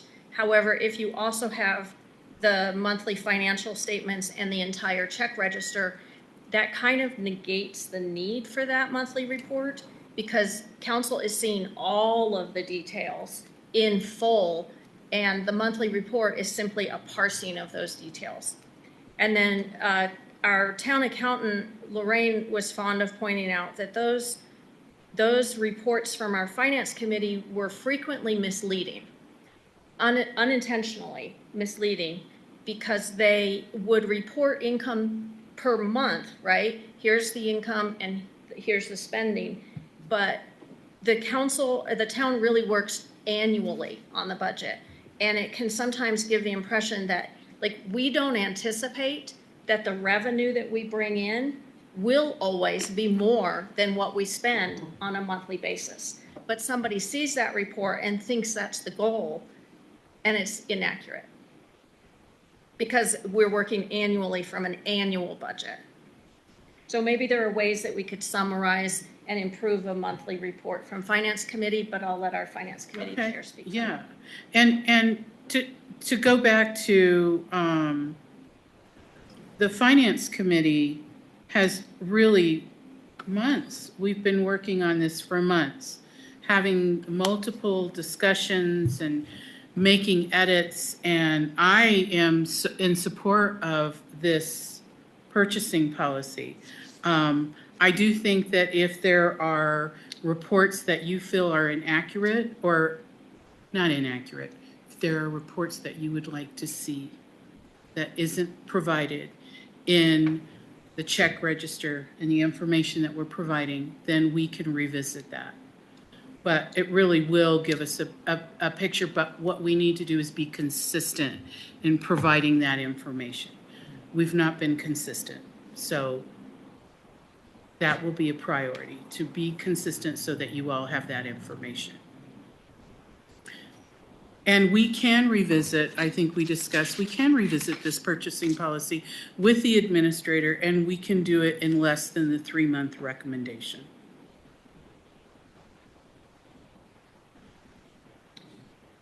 Should we call the vote? Any other, would you like to make a motion to call the vote? I'd like to call the vote. Second.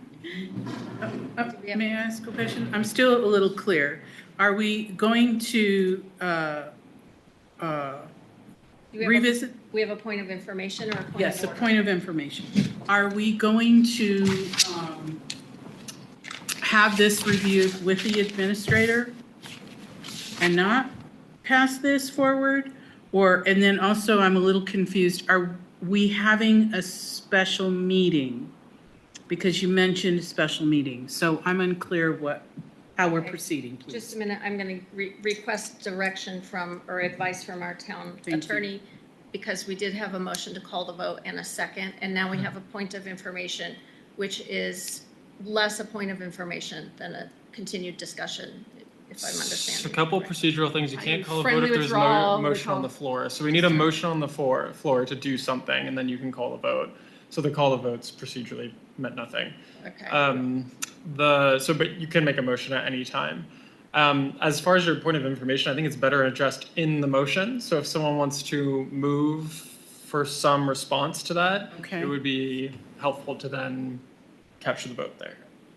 Okay. Does that make sense? I'm sorry, I'm not sure I entirely followed that. So the motion to call the vote is null and vote. Because there's no motion on the floor to call. Oh, correct, I see. I Yeah. understand. We were still in via Bob's rules. Correct. Which we're all learning together. Right. There was no motion on the floor because we have the discussion and the debate before we have the motion. So, can we then clarify? I think we'll just continue on with our discussion. I think we have Mayor Pro Tem asking for clarity around how do we want to vote on this?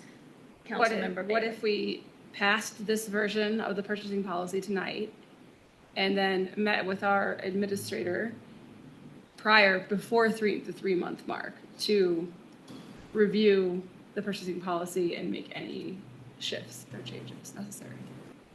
So we could just have staff direction to bring this back as soon as possible with our town administrator for a workshop to continue working on it. That would be one thing.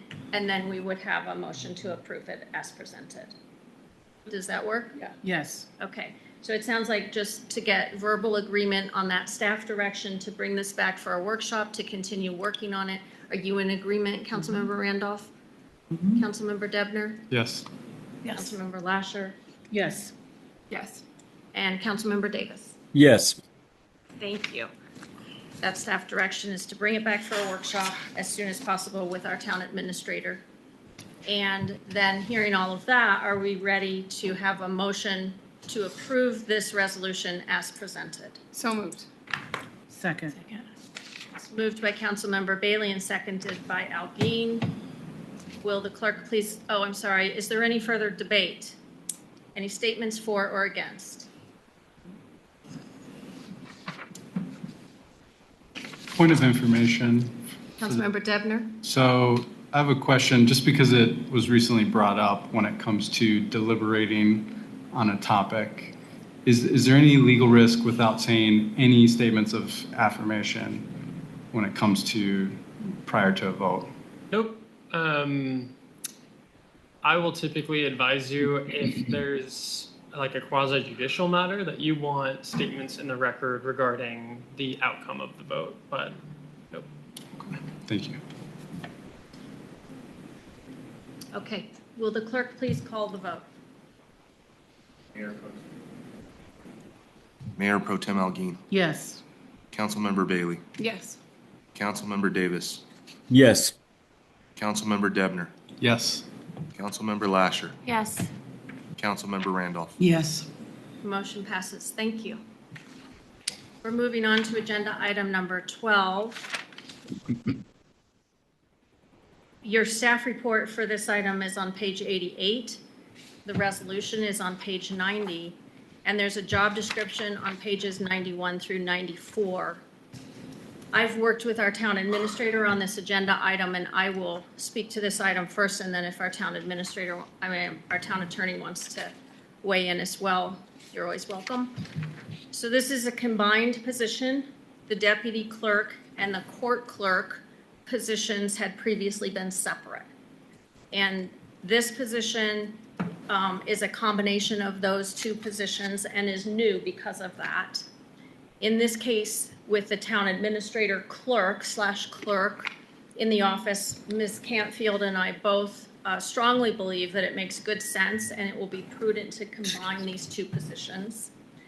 Council has been tasked tonight with approving the job description and the salary range, which is already budgeted. You'll see the salary range on the job description down on page 93. And if council chooses to do so, I will then be able to make the hiring decision, and I plan to do so expeditiously. I plan to hire from within if possible, and if not, we will post the position more widely and go from there. I think one important caveat that I'm not sure everybody knows, this is the first meeting that we've had since our administrative clerk, Miles Horn, is no longer with the town. So I think that's important for everybody to understand where we're at in terms of our administrative office. Are there any discussion, any questions? Councilmember Bailey. I'm just wondering how involved Ms. Canfield will be in the hiring process. Very. But you said I'm going to hire, so I was just trying to get clarity on who makes that hiring decision? We've discussed it and we're in agreement and we're very clear on it and we're in complete agreement. Which is that you will both make the hiring decision, or I guess I'm not following what you're saying.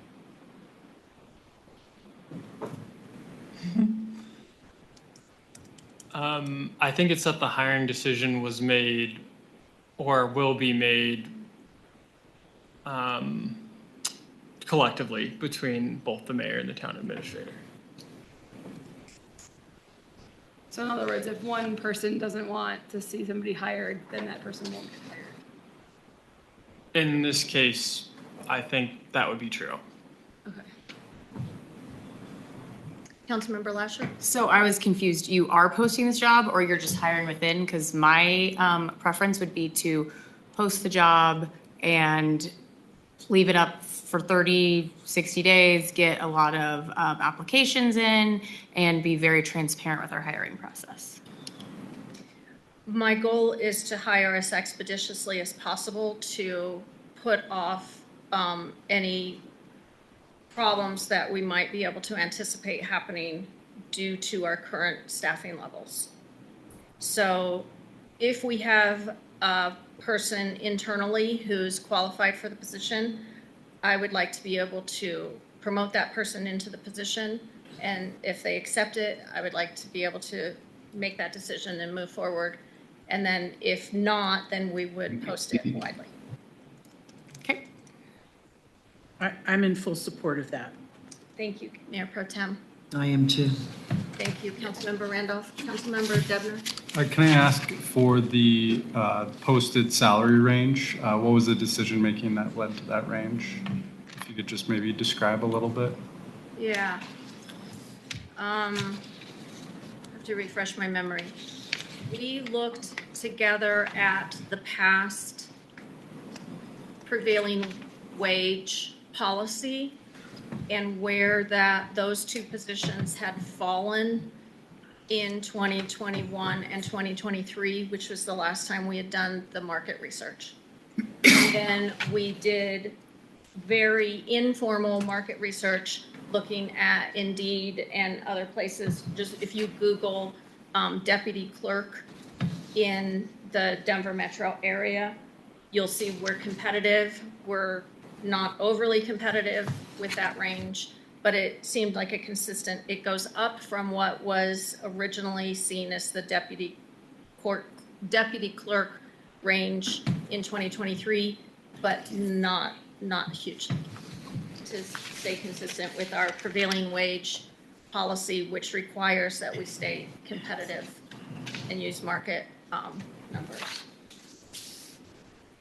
Does that help? Councilmember Davis, do you have any questions for staff?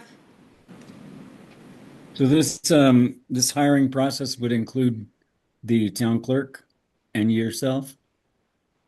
Yes. Okay, I support it. So, thank you. Mayor Pro Tem? my apologies. That's okay. So the salary is based on the current court clerk responsibilities, and we're adding on to the administrative duties. Is that correct? No, the salary is based on our prior market research in 2021 and 2023 for the deputy clerk position, which is a higher position than the court clerk. Okay. And then raised, since that was several years ago, it's adjusted, including adjustments for like just doing some basic market research, doing some searching online and making sure that it's consistent with what might be reasonable. So we don't have anything more current than 2023. 2023 is the last time we did a formal market research for our employees ranges. If we were to approve this and we requested a market research in which the salary would increase, is that something that we could do? Point of information. Yes. Yes. Okay. Yeah. So we could request that as a board to have an analysis done for this position for 2026. Absolutely. Yeah. Absolutely. And then One of the things that we have done in the past is had a conversation about how that market research is done. And I think we landed with the last council in a place that was very, very clear that we no longer wanted to have informal market research per position or sort of, in an informal ad hoc way, that we wanted to have an exterior third party do that market research in an organized and consistent way per council direction. So if this council wants to do that differently, we certainly can. But I think several members of the board have expressed in the past that they really feel strongly that they want us to assign a third party, and that would require putting out an RFP and all of that. But if this board would like to have a third party do market research for this range at a future date, we certainly can do that. Does CML provide this type of data? CML provides data that is certainly relevant. The position of deputy clerk / court clerk might not be something that was specifically on the CML database. I'd have to look. But we could look at both of those positions and just compare CML data. However, from that perspective, when you're looking at CML data, you really need to consider which municipalities you're looking at, because we need to think about how we are in the Denver metro area. So the Denver metro numbers are the numbers that we're competing with, but a lot of the times it's also relevant to look at small towns, because those small towns have similar job responsibilities, and like Denver deputy clerk responsibilities are different than Hudson deputy clerk responsibilities. And so there's a lot of thought that goes into choosing which municipalities you choose from the CML data to select as ones that are relevant. Is that something that we do for all paid positions? We have been doing that in 2021 and 2023 is when we did that market research. Okay. And we used CML data and we selected very specific towns. We divided all the positions in the town into 3 different categories. Those categories being, management exempt positions and police officers who are sworn officers, and then non-management, non-exempt positions. I will note that this is an exempt position because, for instance, in the case of if our town administrator / clerk was not available, this deputy clerk would then be the person handling all the quoras, would be the person handling those statutory clerk responsibilities and the charter clerk responsibilities. So it's a pretty specific position. Okay. And so again, so that I'm clear, if we wanted to revisit, we certainly could do that at any time. Absolutely. Okay. If the majority of the council would like to do that, we can do that. Okay. Any other discussion, or are we ready to move to approve it? May I have a motion to approve it as presented?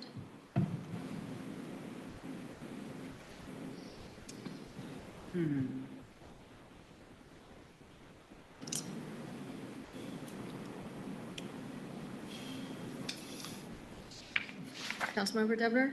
I guess one question. So was the drafting of this job description, could you maybe describe that process? I mean, was it truly just combining the 2 existing? No, it wasn't just that. It was a discussion between our town administrator and myself where I'm trying to remember exactly how it went. I believe what happened is I sent her Word doc versions of all of the job descriptions that had anything to do with these that were our most recent versions, anything to do with the front office management. And we had conversations about which positions we wanted to create in order to manage the office, given that our Miles Horn was no longer with us. And it was Ms. Cantfield's idea to create the deputy clerk / court clerk position and to hire from within if possible. and also to create the administrative assistant job description. And so I sent her all of those job descriptions that were relevant from past, starting with only the most recent ones. I don't think I went back more than a couple of years. She then took those and created the 2 first drafts and sent them to me. I lightly edited them, added some technical language that I knew was necessary, such as the equal employment opportunity and the employment statement and how to apply, and the compensation, I required that. And I don't think I suggested any other changes. We talked about whether or not it was exempt when we realized there were some specific things on the description that required that it be exempt. We both agreed that it was an exempt position.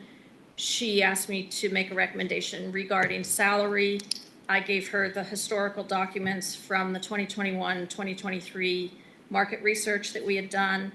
I said that it was her decision, and but that my best sense was this range. I said she should talk with Lorraine. I'm not sure what happened from there. She then agreed with me and gave me the final version, and we put it in the packet. That's my best understanding of what happened. Councilmember Bailey? I was just wondering, can you put the salary into perspective for other staff roles in the office? Mm-hmm. I mean, we know obviously the administrator is a much different role, but I mean, like other staffing positions. One of the prevailing wage policy requirements is that the ranges must be equitable with other staff positions. And so I did ask, I pointed that out to our town administrator, and it was her, I don't know I don't know exactly, like I don't have all of those numbers in front of me, but I asked her to ensure that it was equitable based on other positions, and she assured me that it was. Just one brief follow-on. So our administrator, Ms. Campbell, she supports the salary range and the job duties as provided. I don't want to speak for her at the table on the record in a way that, I believe so, yes. My best understanding of where she is that she feels very strongly about this position, that we should hire from within, and that we should do it expeditiously, which is why I am doing that.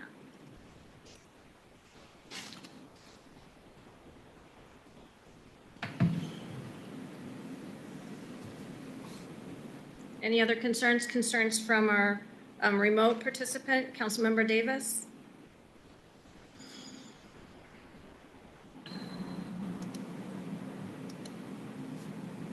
Not at this moment. Thank you. Councilmember Debner. I guess from just a cost perspective, with Mr. Horn no longer in employment, what's the difference between, I guess, how much are we increasing our, salary expenditures with this position and I guess the next agenda item compared to past staffing structure? Yeah, I think that your staff report answers that, which your staff report is entirely from Ms. Campfield. Section number 3 is the financial impact. Is this budgeted already? Note that she said yes. She's given us the GL number, and it has so I don't think she marked anything else there because she's not asking for an increase in that budget item, that line item. So she has looked at the budget and has determined that these 2 positions, and we're just talking about this one, of course, is within the budget for the year. That's how I take how she entered that in the staff report. And in our conversations, she certainly had said that as well, that it was budgeted and we didn't need to ask for additional funds.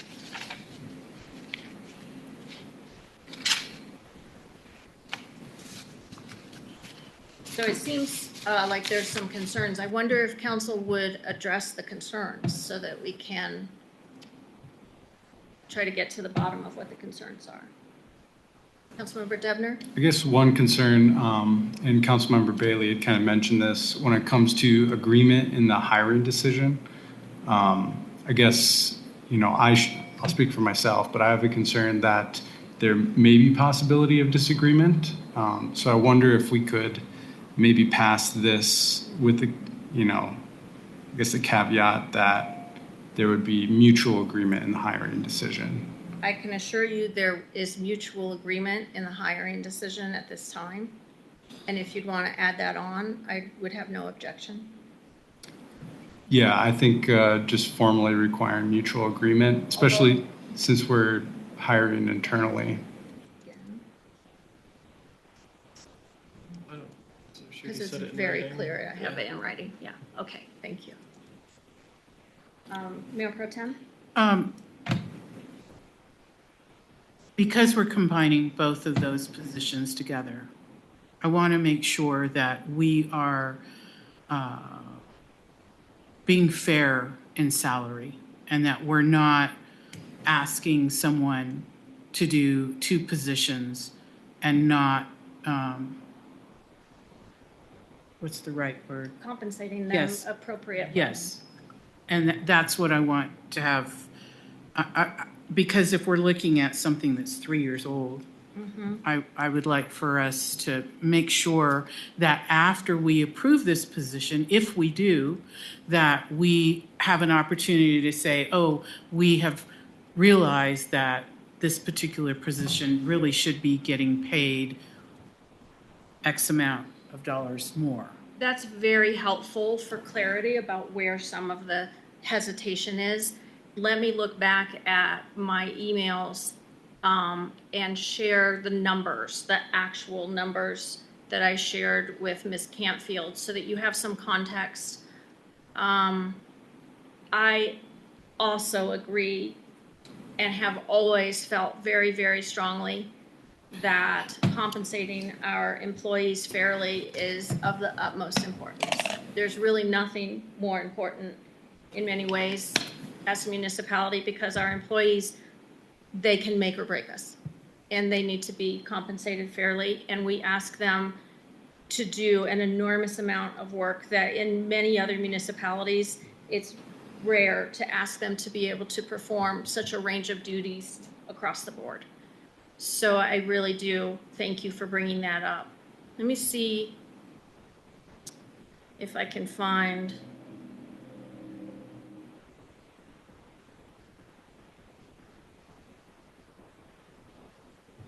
where I shared the actual numbers. Okay. And where, like what the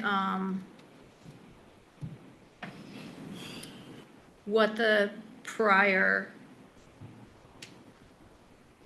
deputy clerk range was. Maybe can't find it here, but I think I can find the prevailing wage. Oops.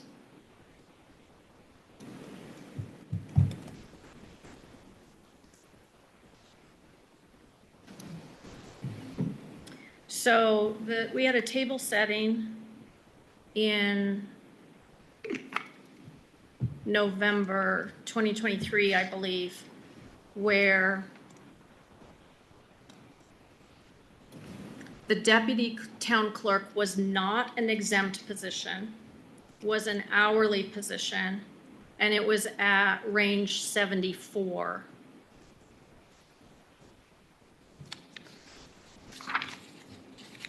And this range,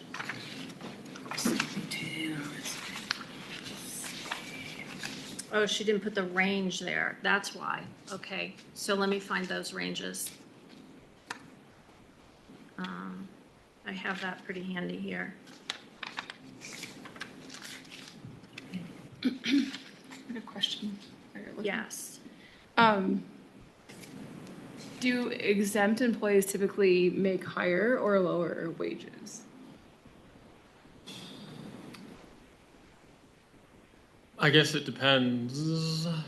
Yeah, it would depend because you could have a non-exempt, like pay by the hour contractor that's like an engineer. Right. That's very expensive. So it totally depends.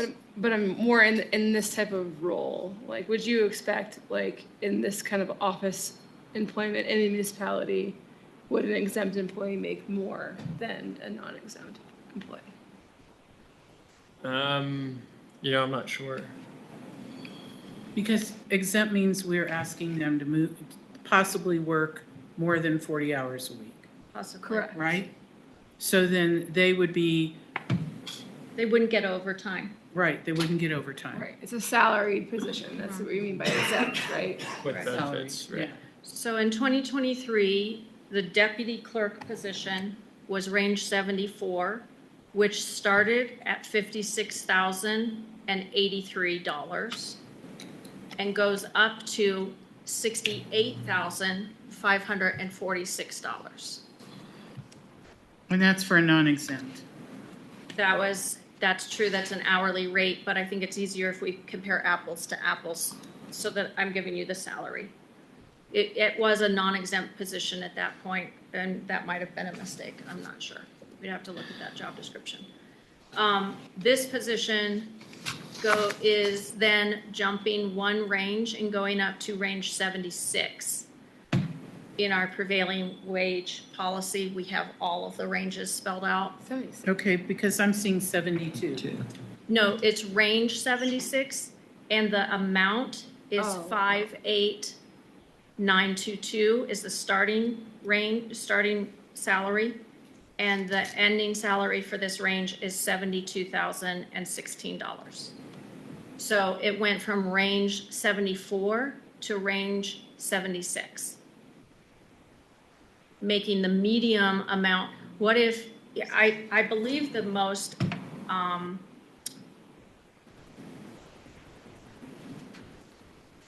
maybe it would be helpful for council to say that you would like to hire this position at a different range and increase that range so that the range that they could go up to is higher. Should that not feel equitable upon doing some market research, further market research and coming back? So you could go up to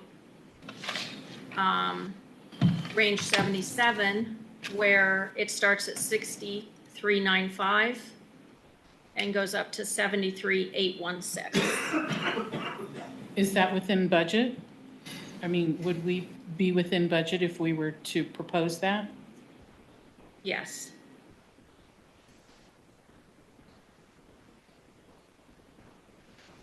I feel very confident of that because where we are in the year and where we are currently staffed. Councilmember Debner? I guess I'll share my perspective as I've been thinking here and listening.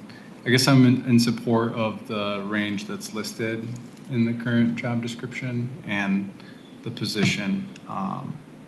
So I think at a later point, my understanding is when we do a prevailing wage review, those ranges could be adjusted for all staff accordingly, since the last one we did was 2022? 2023. 2023. November 2023, I believe. Okay.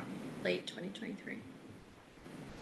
Councilmember Bailey? When are we slated to do the next review? We need direction from council to do that. Did we not set a timing on how often we did the prevailing wage study? No, we said per the policy, it would be done every couple of years, or less or more, depending upon the economy. If the economy has a lot of movement, that it would be necessary and triggered by council, I think is generally my understanding of it. Councilmember Randolph? Wasn't it very expensive to do that study? That's what I recall hearing. The first one we did with Lorraine Trotter, did it in-house, and I believe it cost something right under 20,000. I think it was 17,000 to do the work. And because of that expense and because we had all of it spelled out how to do it and we had the CML studies, I did the next market research in-house using CML, using her exact same process, and that was free. But I think council has said that they want to do it externally. Mm-hmm. I suspect that it would be, I think Mr. Beltran, our prior town administrator, looked at having somebody do it, and he felt like he could find somebody to do it more in the $10,000 to $12,000 range. but we never put it out to bid. I just remember having that conversation with him, and he felt like he could find somebody to do it with a little less.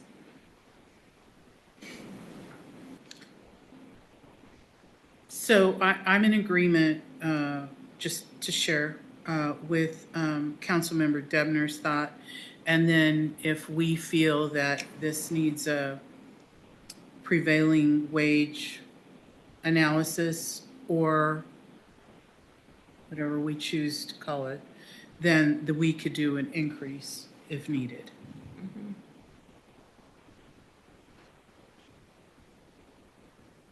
So are we ready to have a motion, or do we need more discussion? Councilmember Debner? Just for clarification, this is a full-time position, I would assume, because we're hiring It is a existing full-time staff. exempt position, correct? And it's kind of related, but is the next agenda item also a full-time position with salary? The next one is a hourly position. And I don't know where she landed, if it was part-time or full-time. I think she was hoping to do it as a part-time position. To read her notes. We had some discussion about this because we felt, I have sort of a, I have a moral, I do not believe it's right to hire part-time people for a number of hours that is right below what they would be as full-time, and then they don't get benefits. Like, I feel like that's not right. I don't think it's ethical. Our full-time positions are full-time at 32 hours. I believe it was 32 hours makes them full-time.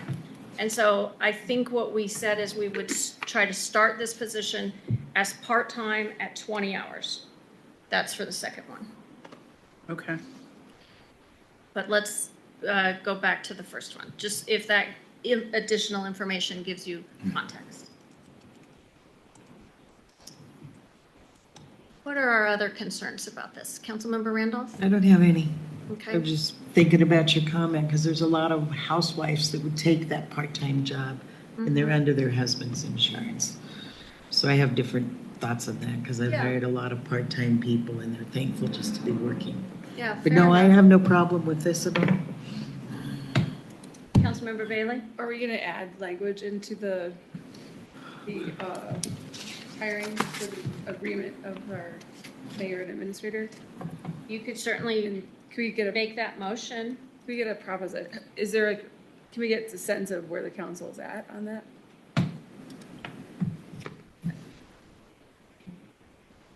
Go Make ahead. the motion. I'm in support of If it. you make a motion in that way, then you could have a sense of, you have a second. Okay.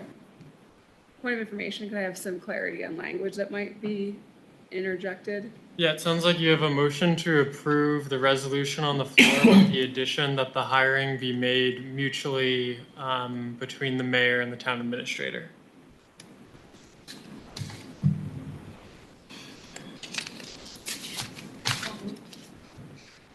So we have a so moved from Councilmember Bailey. Do we have a second? Second? If everybody is clear on what they're voting on, is there any debate as to whether or not that motion that you support or don't support that motion? Any statements of support or otherwise? Councilmember Debner? I guess I'm in support of that motion, particularly with Ms. Canfield's absence tonight. I think it just makes sense to have the hiring decision be mutual and it both agreed upon. Any other statements? I agree. Councilmember Davis, do you have any statements in favor or against? You're muted. I'm in agreement with Councilmember Debner. Thank We you. should do this with the administrator here. If there's no further debate, then will the clerk please call the vote? Mayor Pro Tem Algin, Yes. Councilmember Bailey, Yes. Councilmember Davis, Yes. Councilmember Debner, Yes. Councilmember Lasher, No. Councilmember Randolph. Yes. Motion passes 5-1. Thank you. We are moving on to agenda item number 13. And our staff report is on page 95. The resolution is on page 97. And the job description is on pages 98 through 100. And again, I worked with our town administrator on this agenda item and the job description in tandem with the prior one. We worked on both of them together, as well as looking at Public Works to try to determine how best to manage the office with a town administrator / clerk and without our prior administrative clerk, Miles Horn. And this job was envisioned as a part-time hourly rate, so therefore would have no benefits. And we talked about trying it at 20 hours and seeing if there are applicants who felt like that was a position, if we got good applicants for that position. And then potentially going up, but not going over the hours that would put it into full-time. Is there any discussion or questions for staff from our council members at the table? Councilmember Lasher. Where are you going to post this job? We have posted these positions on Indeed in the past. We put it on the website. It's already on the website in some sense because it's part of the packet, but we would, if approved by council, we would put it on Indeed and the clerk's list and the CML website. Okay, thank you. Councilmember Bailey. I can't seem to find anything in here that says that this is a part-time position without benefits. The only thing I see is that it's an hourly wage and that it's exempt, non-exempt. So page 98 in the header, she put full-time / part-time. The answer to that is as assigned. So I think we could change that to part-time rather than as assigned, and maybe that would clarify it. That would be helpful. Are there other questions? Councilmember Debner? Yeah, I guess I'm in agreement that if this were to go to full-time position, that it would come back to council for discussion and awareness. Absolutely. The way I understand the goal from our town administrator is this is absolutely intended as a part-time position, and we would absolutely bring it back to council if it, because the benefits change, like it changes everything. It really changes the position to go to full-time. And the idea is to have somebody at the front who is just helping take some of the load off of our two primary clerks and the court work, maybe not as, career oriented, but somebody who can be really good at customer service, I think. Somebody who can really be a welcoming presence at town hall and work as a team member. And I think both our town administrator and myself feel very strongly that that's what we're looking for in this position. Councilmember Davis, do you have any questions or staff or discussion for this item? No, not at this moment. Councilmember Bailey? I'd love to also add in another mutual hiring agreement to this as well, if we could.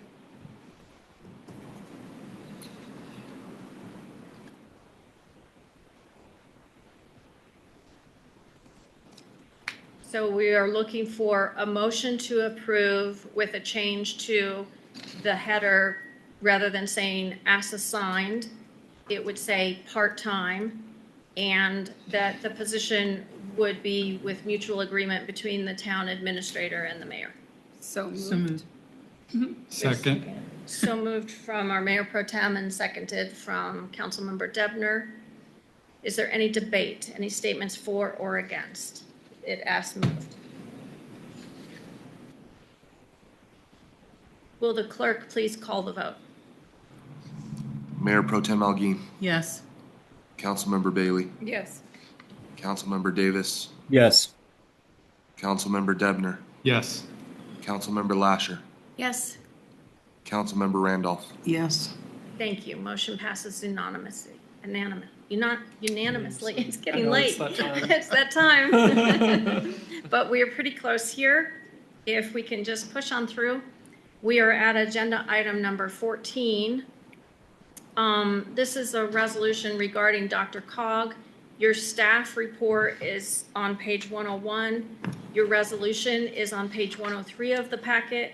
And in addition, you have a table setting that has some additional information. And with your permission, I'm going to give the floor to our Councilmember Bailey, who will present on this item. So, DRCOG requires a representative from the council attend the board of directors meetings and serve on the board. And they also need an alternate in case that primary representative cannot attend the meeting. There's 2 meetings a month. There's a board work session on the first Wednesday of the month, and then a board of directors meeting on the third Wednesday of the month. They typically have people who, as long as they're in office, they tend to stay as the primary, just because it's like drinking from a fire hose and understanding things. It's like I'm still learning, and it's been just about a year.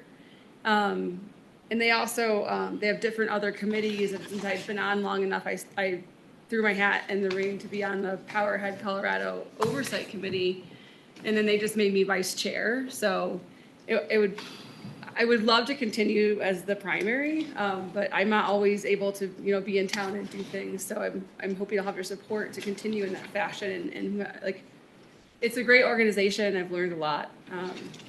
And if you don't want me to continue, that's fine too. But I think there's some benefit to having the same horse in the race. Yeah. Mayor Pro Tem? You said they're held on Wednesdays? Wednesdays. Okay. Councilmember Lasher. I would support keeping Councilmember Bailey on. I think she's really great at that job, and she seems passionate about it. And I would also think that, I don't know if we're like nominating people for the filler spot or whatever, but I think Councilmember Debner would be really great at it as well. Mm-hmm. So that's my votes. Councilmember Debner, is this something that you would accept the nomination for? I would. I appreciate the nomination, and I do think Councilmember Bailey is a just shining example of our little town of Mountain View. So I appreciate her kind of taking the lead on that. But I'm certainly willing if anyone else would like to spend their time that way.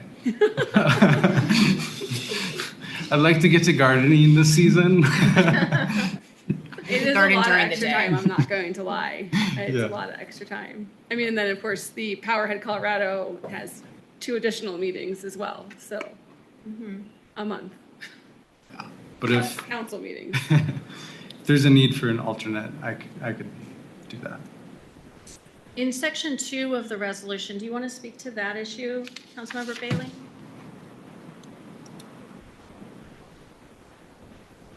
Oh, yeah. So there are some DRCOG representatives that are not authorized to vote on matters at DRCOG, but the council had previously given me the ability to vote on behalf of the town of Mountain View and vote in a way that I would feel is consistent with what the council's direction would be. And so I have been doing that. And so the alternate would also, I would imagine, have that same ability to vote on the DRCOG matters on behalf of the council, on behalf of the town. So this specifically spells that out, so they can continue. I'd say yeah. Any discussion? Questions for staff or I think Ryan has a Councilmember Bailey? Councilmember Debner? I guess when it comes to reporting back to council on voting, I guess I don't recall from past meetings, like the sharing of like vote outcomes. So maybe could you speak to that? I mean, There's a lot of voting that goes on. And so and honestly, I did a little research and like, what do council members' reports look like to their councils? And they're basically verbal reports, like, hey, I went to this is something that we might want to be on our radar. And they're very short and sweet, and most of them don't have even written reports in the council packets for their DRCOG representatives. It's given us like a very like brief update. Because I think, and you might weigh in on this differently, but I think that it's important to remember what DRCOG is that it really, any action from DRCOG that moves forward, if we participate, we as a body approve it. Right. Before, like, we would spend any money on something that she would vote yes to move it forward and investigate this. There's currently a Sheridan safety study, for example, that we've been working on with DRCOG. And, you know, we've participated in those conversations and been at the table because it's important that we have our voice at the table in a regional way. But we wouldn't invest money on that without having council make those decisions. Right. Council still retains the authority of how they interact with DRCOG. Thank you. Any questions for staff from our remote participant, Councilmember Davis? No, I support the council for supporting Bailey and Debner. Thank you very much. So it sounds like we're looking for a motion to amend to add Councilmember Bailey to section 1 in the first blank and Councilmember Debner in section 1 in the second blank. That'll be a motion to approve. Oh, motion to approve, yes, thank you. So moved. So moved from our Mayor Pro Tem. Second. Seconded from Councilmember Lasher. Are there any statements for or against? Any further debate from council members? No. Councilmember Bailey? I think that Councilmember Debner is quite well suited to be the alternate, and I look forward to working with him. Thank you. Mayor Pro Tem? I'm so very proud to be serving with both of you. You represent our town well. You're extremely professional. You're dedicated, and you will certainly do your research, both of you, before any attendance.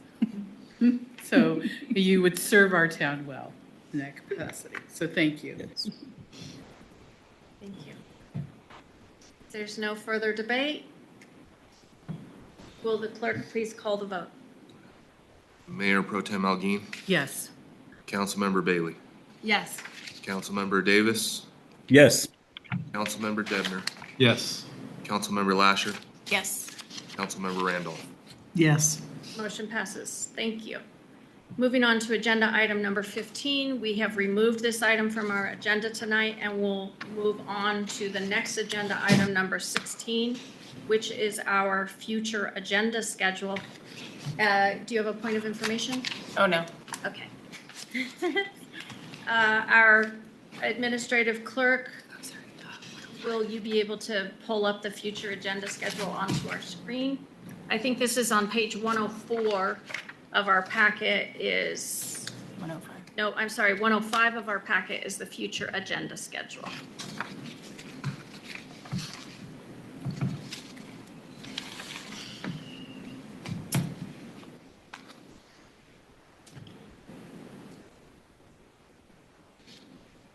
There it is. Perfect. Thank you so much. So I'm just going to briefly go through what's currently on the future agenda schedule. Note that we have our MVCC project at our next workshop, starting at the usual 6:30. This is a development standards work session, the first of two. We will then go into a workshop related to code enforcement and asking for direction from from council to, we'll do sort of a presentation about what the current status is with code enforcement, how we're working on it. And I think our town administrator has some questions for council about how to move forward with that.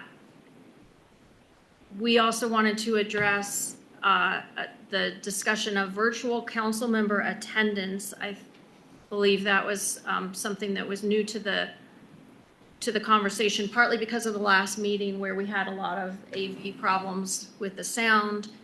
and also because of the proxy voting issue. So we just wanted to address that in an open meeting rather than have it just be something that I spoke with our town administrator about. So probably a short discussion so that we're all on the same page. And then the e-vehicles charging policy discussion as well. That's all for our workshop. Councilmember Lasher? Can we add in that workshop, Cole Rhodes, who emailed all of council and then spoke tonight? Can we figure out his question and get back to him on that or put it in there? Because I think it's like up for council Right. discussion maybe or something. Right. I can speak a little bit to that and maybe our town attorney as well. So part of the Prop 123 money that we opted into is if our council makes these changes, we can become a ADU-friendly jurisdiction. We get designated as that kind of jurisdiction. And there are a number of steps that we need to take in order to become designated in that way. And it's kind of the work that we're doing in the land use code update. It's all comprehensive. We could certainly pull it out, but as its own separate thing. But I think I'll let our town attorney speak to that, whether or not that's Can you also mention the steps or whatever Emily just said? that the steps to get there, what it would take to get there is probably, what I told Mr. Rhodes is that it would take assigning legal time to the question. Okay. That we would need to have our town attorney analyze our current code, look for where we are lacking against what the requirements are from DOLA, it's Prop 123 materials, and then make a presentation probably about what needs to be done in order to become designated as an ADU-friendly jurisdiction. But that, if we were able to do that, it would open up funds to our property owners to build ADUs on their property, which is absolutely in keeping with the goals of our comprehensive plan and the goals of this council in terms of affordable housing. And so if the land use code is approved as council initially reviewed it, as far as the uses go, then you're going to get there. If you go back, get consolidated and tinker with it, then we'll have a problem. Okay. But right now in the draft, you're going to allow accessory dwelling units by right for all residential uses of single-family dwellings and duplexes, triplexes.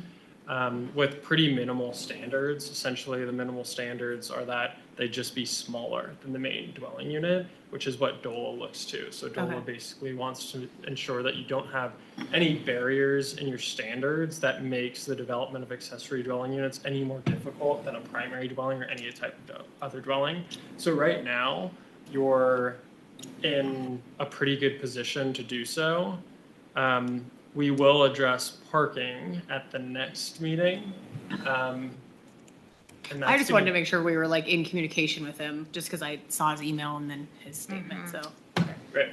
And I can flag it for you, but parking is part of it. Your current standards don't align with DOLA. Okay, So you'd have to change that. thank you. So maybe when we're doing that element, we could say, if you want to align with DOLA's requirements and be a friendly jurisdiction for ADUs, this is the answer that you would need to give, council would need to give regarding parking. Yeah, definitely, I can do that. Because we have had a number of conversations with other other community members as well, who are looking for this funding and would love it if council would go in that direction. And we are, the reason I believe Mr. Rhodes came and presented to council during public comment was because I knew that what he was saying needed to be heard firsthand rather than just internally. So if you are also speaking with other community members who are interested in building ADUs, certainly encourage them as well so that they share their thoughts and council can have a comprehensive understanding of where that is. So it's really not adding anything to our future agenda schedule. I think it's just incorporated in the land use code, and we'll pull that out. Great, thanks. Mayor Pro Tem? I would like to get the board's thoughts on, and I hope I'm not jumping ahead, but moving the committee discussion to the May 4th workshop and also the communication policy discussion. And maybe kind of switching the virtual council member attendance and the EV charging policy discussion to June 1st. I'm in agreement. I am also. Sure. And verbally, Councilmember Bailey? Yes. And verbally, Councilmember Davis, do you support the staff direction that our Mayor Pro Tem just requested? Yes. Okay, so as a summary, that was moving the committee discussion up to the May 4th meeting, moving the e-vehicles charging policy discussion to the June meeting, I believe? Yes. And what was the other one? And the virtual council member attendance to June 1st. Okay. And moving the communication policy up to May 4th.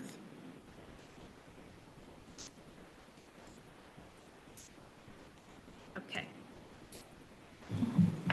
We'll consider that staff direction to do so, and the next time when the future agenda schedule comes back, you'll see those changes. For the May 18th meeting, which is our regular meeting, we've got an ordinance based on the workshop of code enforcement.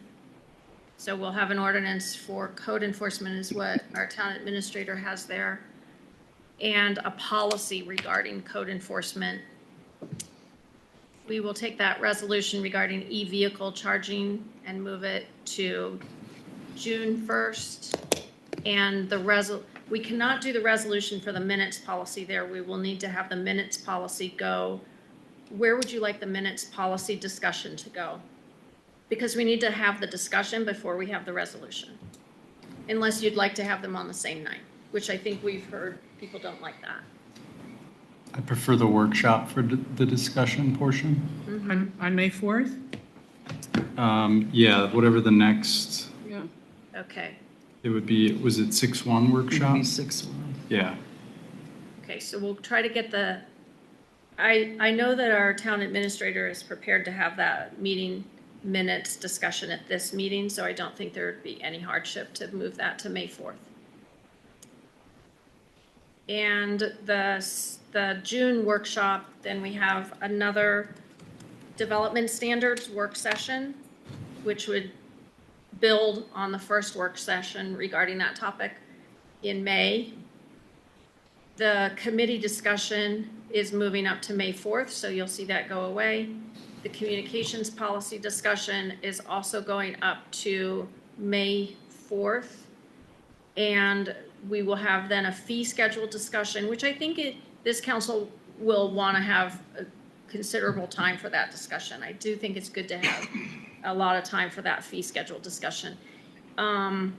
Campaign protocols discussion and ballot initiative and campaign protocols discussion. Mayor Pro Tem?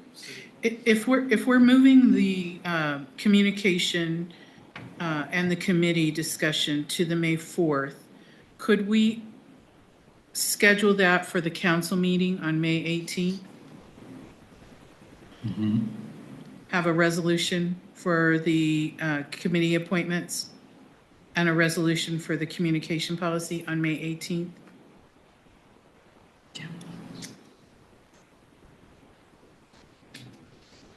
Have the committee resolution on May 18th because we're having the discussion at the May workshop. Yes. Yes, that makes sense. As well as the communication policy.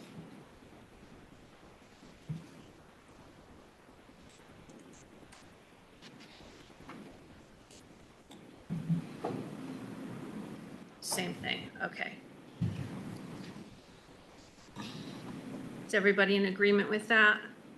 We have a verbal agreement, Councilmember Yes. Bailey. Councilmember Randolph?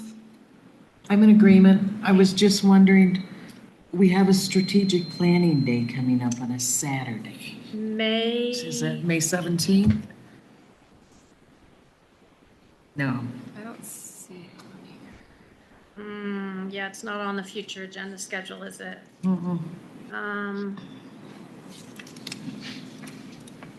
gonna search for it in the emails, what that was. what that date was so we can get it on there. Saturday, May 16th, Okay, from 11 to 3 p.m. at Town Hall. okay. Saturday, May 16th, 11 to 3 p.m., and that's at Town Hall. I know she's been working on that, so we'll consider that. We'll add that to the future agenda schedule. I believe that campaign protocols discussion and ballot initiative and campaign protocols discussion is just duplicative. That's just an error. Moving on to the June regular meeting, the resolution in support of the governance change. We would have to set the ballot before then. Yeah, so that needs to move.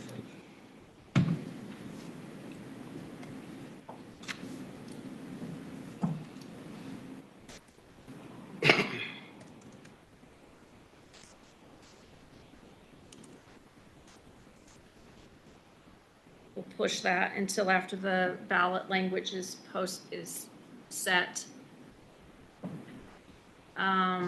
A resolution regarding campaign protocols, I believe.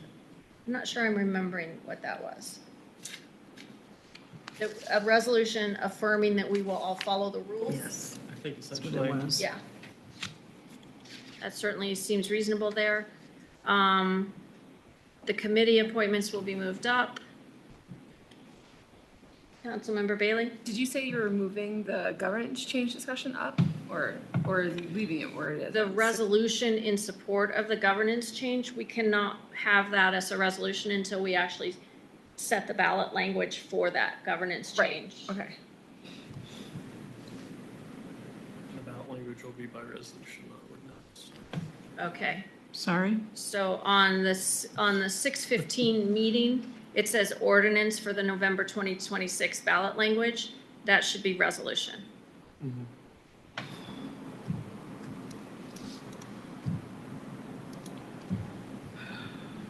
Just making some notes so that we make these changes. I'll go back and listen to our meeting as well, so that we make all of these changes. Would an updated future agenda schedule based on this discussion be able to be sent out to all of council at once the updates are made? 'Cause that way we can, I can do that. that would be pretty helpful for us to know after this discussion, just have the list so we can prepare. I'm happy to do that. Councilmember Bailey? And then we were gonna put like the prevailing wage discussion or the re-review, well, I guess, and the re-review of, Purchasing policy. yeah. Okay, so we need the review, the workshop of the purchasing policy. That needs to be as soon as possible. And what was the other one? The prevailing wage. The prevailing, are we wanting to have like a workshop about what the prevailing wage is, or do you want to have the question in front of council that whether or not to contract that out and go about how much to budget? Well, we have it on the workshop on July 6th. Yeah, I've tried to get it into the agenda since the beginning of time, so it just keeps getting bumped. So for right now, I think that I had it on the July 6th schedule as something that we could ask council to fund, because I thought it was time to do that. So if you're in agreement with that, then we can bring it back to you and say, here's what that would look like. Here's what we think it would cost. If you agree, we'll put this out, for bid. Here's what that RFP would look like. Here's what the work would entail. So it'd be like sort of a workshop saying fully what we would be asking you to do, and then we would bring that to the regular meeting to actually have that approved. Is that on the budget, the prevailing wage cost? I'd have to do an analysis of the budget to determine if that's within the current budget or if we would need to ask for more money, but And then it would be raises this year or next year? it would all depend upon what council decides. So really, like, you could say that is entirely your decision. I guess My thinking is, since doing a prevailing wage evaluation and the salary increase that would come from that change, maybe that'd be better done in line with our budget season. Although this is in line with our budget season because you start the budget process in June, so having this happen right then is in line with the budget season. It prepares the administrator to know those numbers. Yeah, in fact, it's a little late, really. That's why I've been trying to get it on there. Mayor Pro Tem, did you have a question? No, I'm sorry, I was just rubbing my head. Yeah. Moving on to the July regular meeting, we were gonna try to address the Human Relations Committee. I think I already drafted that, so you can take it whenever. Okay, we could probably move that then. It's on a committee, it's in the July workshop, and we could bring it to the July meeting. Councilmember Bailey? What is the Human Relations Committee? It's something that got added to our code by a past council, which we have never really had the resources to provide for. So it's a committee, it's like our BOAA is a board, right? That we staff with our residents. We appoint residents to be on that committee or on that commission, on that board. And this is another board that basically takes a high-level look at things of global significance and says, where does Mountain View stand on these things, and makes recommendations to the council. That's my broad understanding of that. Is that accurate? I think so. I think it's like a report on social conditions and all these other things. I think the bottom line is this has been in your code since 2019. At least since I've been your town attorney, you haven't been following this. Yeah. So either follow it or repeal it, really. And I Right. think the decision was probably repeal it because there is no policy directive from council to keep it. Yeah, so we would come to you with a workshop, giving you all that information, and you would direct us. And then that ordinance would come back. Yeah, and that is drafted, I think.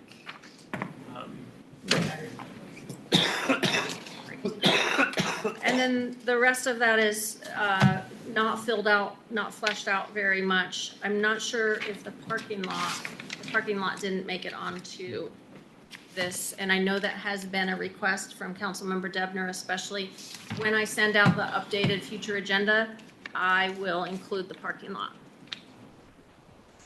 Okay, Councilmember Debner. I guess one new agenda item I would like to request, probably in the parking lot until we can, determine priority, is the future agenda itself. I think it'd be really interesting to consider kind of a rolling agenda where we have traceability and transparency for who requested what, when things get bumped from the agenda.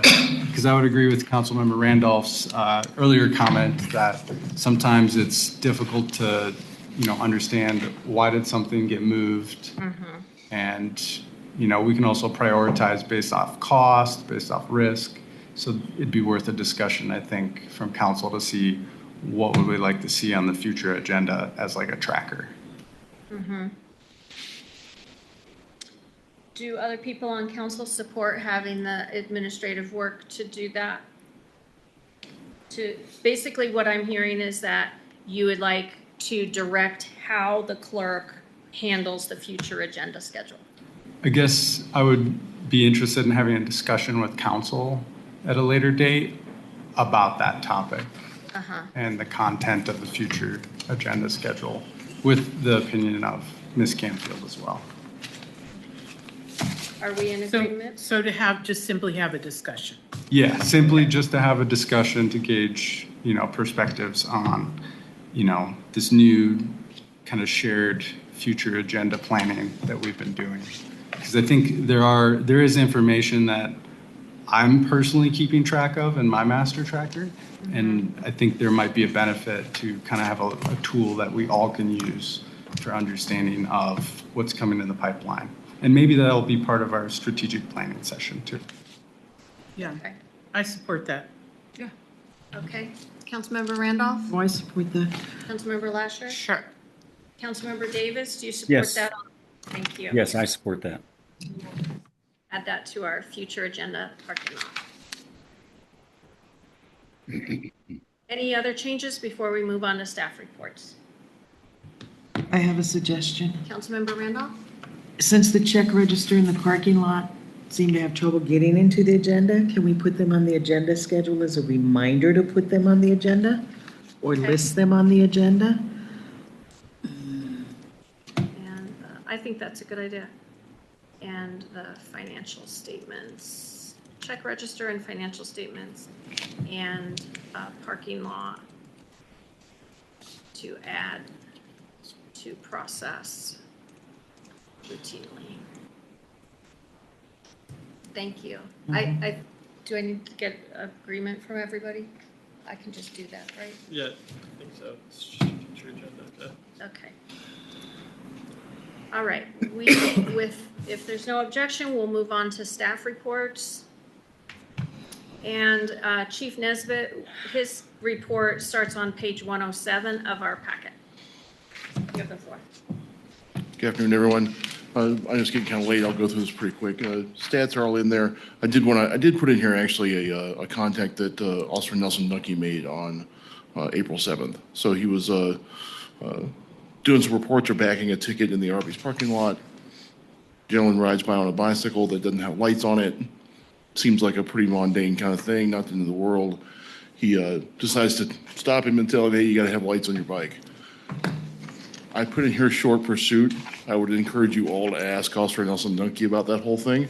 But after a short pursuit, he was taken into custody for running from Officer Nelson Nucky, and he was trying to have a bunch of warrants for his arrest. 2 of those were for burglary. So I just had to mention it. I mean, it's just that's the definition of proactive policing. And it's 2 o'clock in the morning. This guy's on a bicycle. What are you doing down here? So yeah, I just had to mention it. I thought it was worth mentioning. Everybody here does a great job, but I mean, when they do something like this, I really want to make sure that the council knows about it. So that's about all I have. Does anybody have any questions for me? Councilmember Randall? I just want to thank you because you guys keep the streets safe and your reports have had some amazing Thank you very incidences much. on them, so And appreciate it. why you asked me a question? I want to clear up the chapstick. Oh, that's okay. You don't have to. No, it's actually a pretty short story. So we ordered stuff for National Night Out. Okay. The line item says chapstick. It came with a bunch of other stuff, but the first thing on there says chapstick. So because every time I saw that, I'm like, they're gonna think I spent $400 on chapstick. So, yeah, it came with some other stuff. There's some handout stuff, but we're still actually handing most of those away at the blood drives, at the at Sergeant's community hours. He hands them out too. So they're not going to waste. But if I were sitting in your chair and saw $400 or $300 for chapstick, I would have asked the same question. But that's kind of how it came to be. Okay, thank you. Thank you for clarity. Thank you. Councilmember Davis, did you have any questions for Chief Nesbitt? No, I'd just like to give him and the police department big kudos and props. Thank you very much. Thank you. Councilmember Bailey? I really appreciate you sharing when your officers have gone above and beyond because we just don't, we don't hear it. Absolutely. You know? Yeah. So I appreciate that. Again, for somebody and Officer Corporal King can attest to this too. There's a special thing about working graveyards. Nothing good happens after 2 o'clock in the morning. Yeah, it's never going to go your way. So, but I mean, it's when you get the opportunity, if you see him out, ask him about the bicycle. Oh, I will. I left it out on purpose, but ask him about it. It's actually a pretty funny story. So, thank you all very much. Thank you. Moving on to our staff report from Town Administrator Clerk / Treasurer Charity Campfield. I'm going to highlight a few things on her behalf. And again, I just want to thank Mr. DeShazer for participating with being able to step up tonight and be here with us and fill that chair. So thank you very much for all your hard work to make this happen and work tonight so we didn't have to cancel a meeting. It's really, really important and we appreciate you. In section 2 of her report under Public Works, she talks about what the Public Works Department is doing. And at the bottom, after all the bullets, she said staff has attached 2 bids for pothole repairs we are looking for council direction to either do the long-term fix or the short-term, less expensive fix. And later on in the packet, you will see on page 128 and 129, those are the relevant documents. So I'm hoping to get direction from council for these pothole repairs. And I'll share a little bit more information about options 1 and 2. There's a typo here under option 2 total. That's not, it says option 1, but we mean option 2. So option 1 and option 2 are identical in terms of the work that is done and the type of work that is done, the type of repairs. There is no difference in terms of what kind of repair is being done here. The difference in option 2 is that option 2 adds in preventative maintenance. So when the Coatings Inc. people came and they went through our town, they identified, if you look at page 129, there is a map of the town. All of the places marked in red are potholes that currently exist that need to be filled. If council directs us to go with option 1, all of those will get filled. If council directs us to go with option 2, all of those will get filled. In addition, everything that is marked in green that has the language additional IR, those will also get repaired prior to becoming potholes. So they are not currently potholes, but the vendor anticipates that they will be potholes shortly. We do not save any money by going with option 2. We only save staff time and effort. So there's not any additional savings by going with a higher number, but it does help staff because they don't then have to go again and put it out to bid and have the person come and inspect again, and it's a little bit more proactive. But so that is a little bit more of context for that question on her report. Mayor Pro Tem. When you say that we will save time and effort in terms of putting out an RFP, what time is involved in putting out an RFP? Is that labor intensive? Are we talking a full day's work, hours? I would estimate it's about a day's work for a staff member. Not all at once, but in terms of just you have to meet with contractors essentially, and meeting with the contractors and walking the town. That communication, that back and forth is what takes time in my experience. So it's just it's doing the process duplicatively, right? You do it once and then you do it again. And we've been trying to get this to this stage. It's been 2 months of working to get it to this stage and get it in front of council. There are a number of repairs, potholes that are currently in town that we have community members who are asking for these to be fixed. I've wanted to get it in front of council, and it's taken 2 months to get it in front of council. So I would say it couldn't just immediately come back. It would be, again, probably in the fall. Councilmember Randolph? It says the warranty will be void if it opens early. I'm not seeing the warranty on here. What is their warranty? So this would actually, if council approves this, there would be a PSA that we would, yeah, the whole contract would get updated. And I think it's a 2-year standard warranty in our PSA, but I would need to double check. I think it's 2 years from the date we deem it substantially complete. I would need to double check. With the approved purchasing plan, would the PSA need to come back to council for approval? I think we were saying because the procurement had already happened, the procurement could be what it is. Right. But the contract would still need to come in front of council for approval. Correct, in both cases. Councilmember, Mayor Pro Tem. Could you explain to me, help me understand, because we're talking about one that's 3,000 and one that's 9. If we were to go with like the more cost-effective, and then we needed to have repair on the potential potholes, could we reach out to this particular company as opposed to putting out another RFP? Could we be like, hey, buddy, you did this, can you complete this project? And it would be around that 3,000? So I believe per your purchasing policies, you would have to go through an RFP process for that. Well, actually, I guess it would be 3,000 minus 9, so actually 6,000 if you split it up.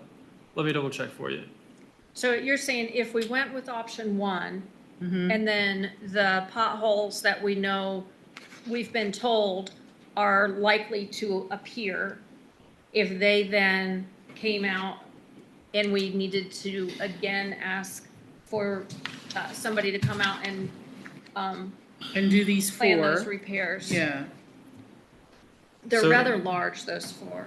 So yeah, if it was if it's between 5,000 and 20,000, then you need at least 3 written quotes.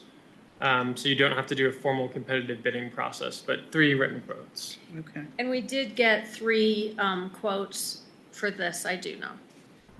Councilmember Randolph, did you have a Oh, question? no, I'm just holding my.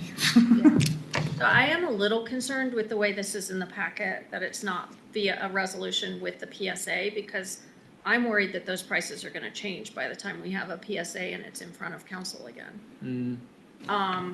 So maybe this is very kind of loose direction, because the next meeting, hopefully he'll hold those prices. Yeah. Yeah. Potholes seem particularly important to me. I don't know where council is on that, and I need some information from council. How highly do you prioritize potholes? Is there any way we can move this up? I prioritize them because residents are going to hit them and it's going to damage their car. Yeah. And that's, if we're here for the residents, to serve the residents, we need to make sure they don't drive through big potholes. I absolutely agree.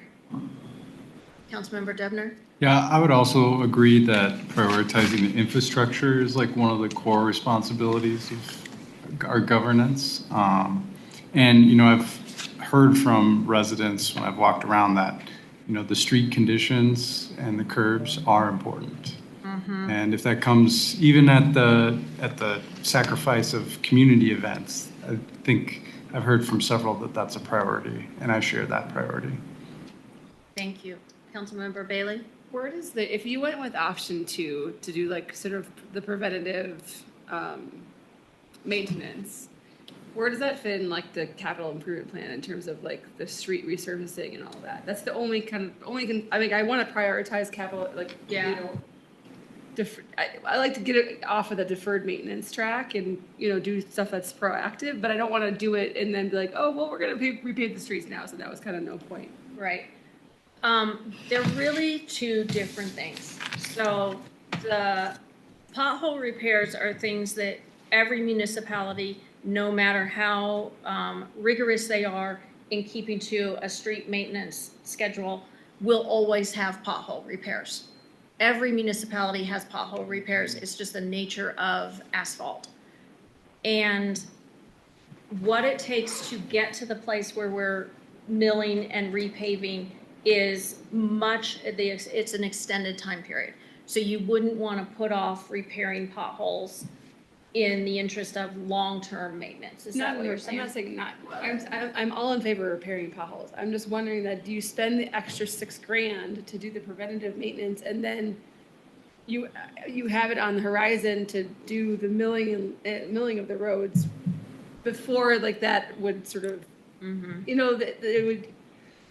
Milling and repaving of roads is going to take 8 months to get to that place where it's funded and we've done the bids, because it's going to be serious bids where it goes out to BidNet and it has to meet, because of the amount, once it gets past a certain dollar amount for spending on infrastructure, there's a process that you have to follow for bids where it's all public and open and you have a timeline. and it's very rigorous. So it's going to take that amount of time. I guess I'm not asking my question in the right way. So like you go with, say you go with option 2, how long does that defer maintenance, how does it keep those How long is the problem useful life of areas? the improvement? Yes. And like, is it so long that like we would actually be doing road improvements? You know, does it make sense to like put additional $6,000 into something that we're just gonna redo? How, what are the time horizons? Is that because the timeline that it takes to get to the place where we're milling and repaving streets is so long, just because that process takes a long period of time and is dependent upon strategic planning and budgets and the whole RFP process, that has to be the highest standard of an RFP process with the bids. The procurement process is the highest standard because of the dollar amount. That the lifespan of the pothole repair will not intersect with that. That was the question. Thank you. Right. Thanks. Yeah, I agree with you, because we don't want residents to say, well, you spent this money to repair a potential pothole and now you're redoing. So does that make sense? Are you? Well, Wee Ridge Water's going to be tearing up the streets eventually anyway. They're coming closer. If you look at their map, they're getting closer to us. And so you don't want to redo the roads and have them replace water pipes.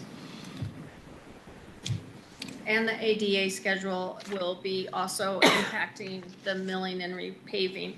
But I think that there's enough information that we don't know, that's like in terms of the larger strategic planning for the larger projects, that handling it in terms of like the smaller doable work that we can do to maintain our infrastructure, maybe is wise. Great. Councilmember Bailey? So I'm hearing that you're in favor of option 2 because of, but we have a set of unknowns with like the lead pipe replacements and the strategic planning and all the other capital improvements that we've got going on. And you're still in favor of option 2. And the ADA stuff, you're still in favor of that option. I am, mostly because I agree with Councilmember Devner that infrastructure, and Councilmember Randolph, that infrastructure is one of our absolutely primary responsibilities as a governing body. And if we know that there's going to be a pothole coming on one of our primary streets, our east-west streets, West 43rd is very heavily trafficked, we can anticipate that and prevent it from happening in the first place for the same cost, rather than waiting until it happens. Once it happens, it takes another 3 months to actually get the repairs done. It just makes sense to me. It's better service for our residents. And the potholes are warranted for 2 years. I believe the warranty would be dependent upon the final professional services agreement, which Austin has a standards agreement, and that would come back to council. So this language is just his bid. It's not the warranty. The warranty is what our service agreement says. I think what he's saying in his bid is that's what he's willing to warrant, but we would never sign something that doesn't follow our PSA and our agreement. Does his bid say good for 60 days or 90 days? It said 30 days. 30 days? It's dated 4/8. So it's dated April 8th. And I mean, my experience with Coatings Inc. is that they've done business with us, and they've been a really good vendor with us. And I suspect that they would honor these prices, but I can't guarantee that, of course. I would try to, if you move it forward, whether you use option 1 or 2, I will try to get the PSA in front of council at the next workshop, and we'll just make that into a special meeting so we can move it forward and keep the prices where they are.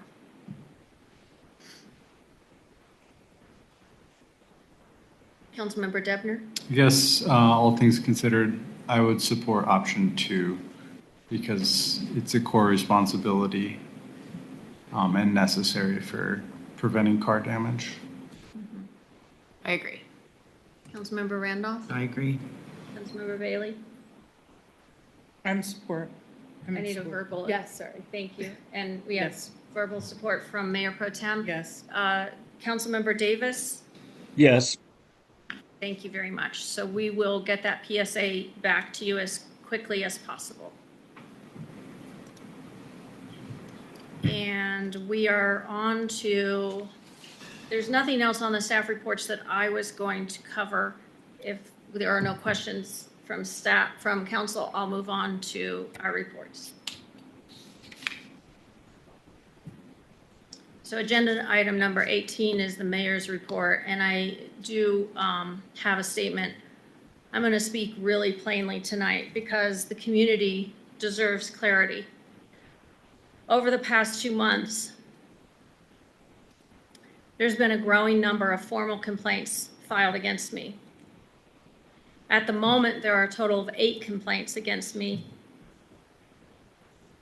Those complaints are public, they're being discussed, and they're attempting to shape a narrative.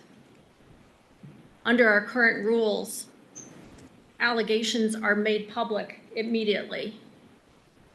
The council then commits taxpayer funds to a magistrate process while there's no required timeline for findings and no requirements that those findings be made public. So what we have right now is a system where accusations and innuendo move quickly, cost money, and spread in the community, while the truth moves slowly, with no guarantee that that the truth will ever come out.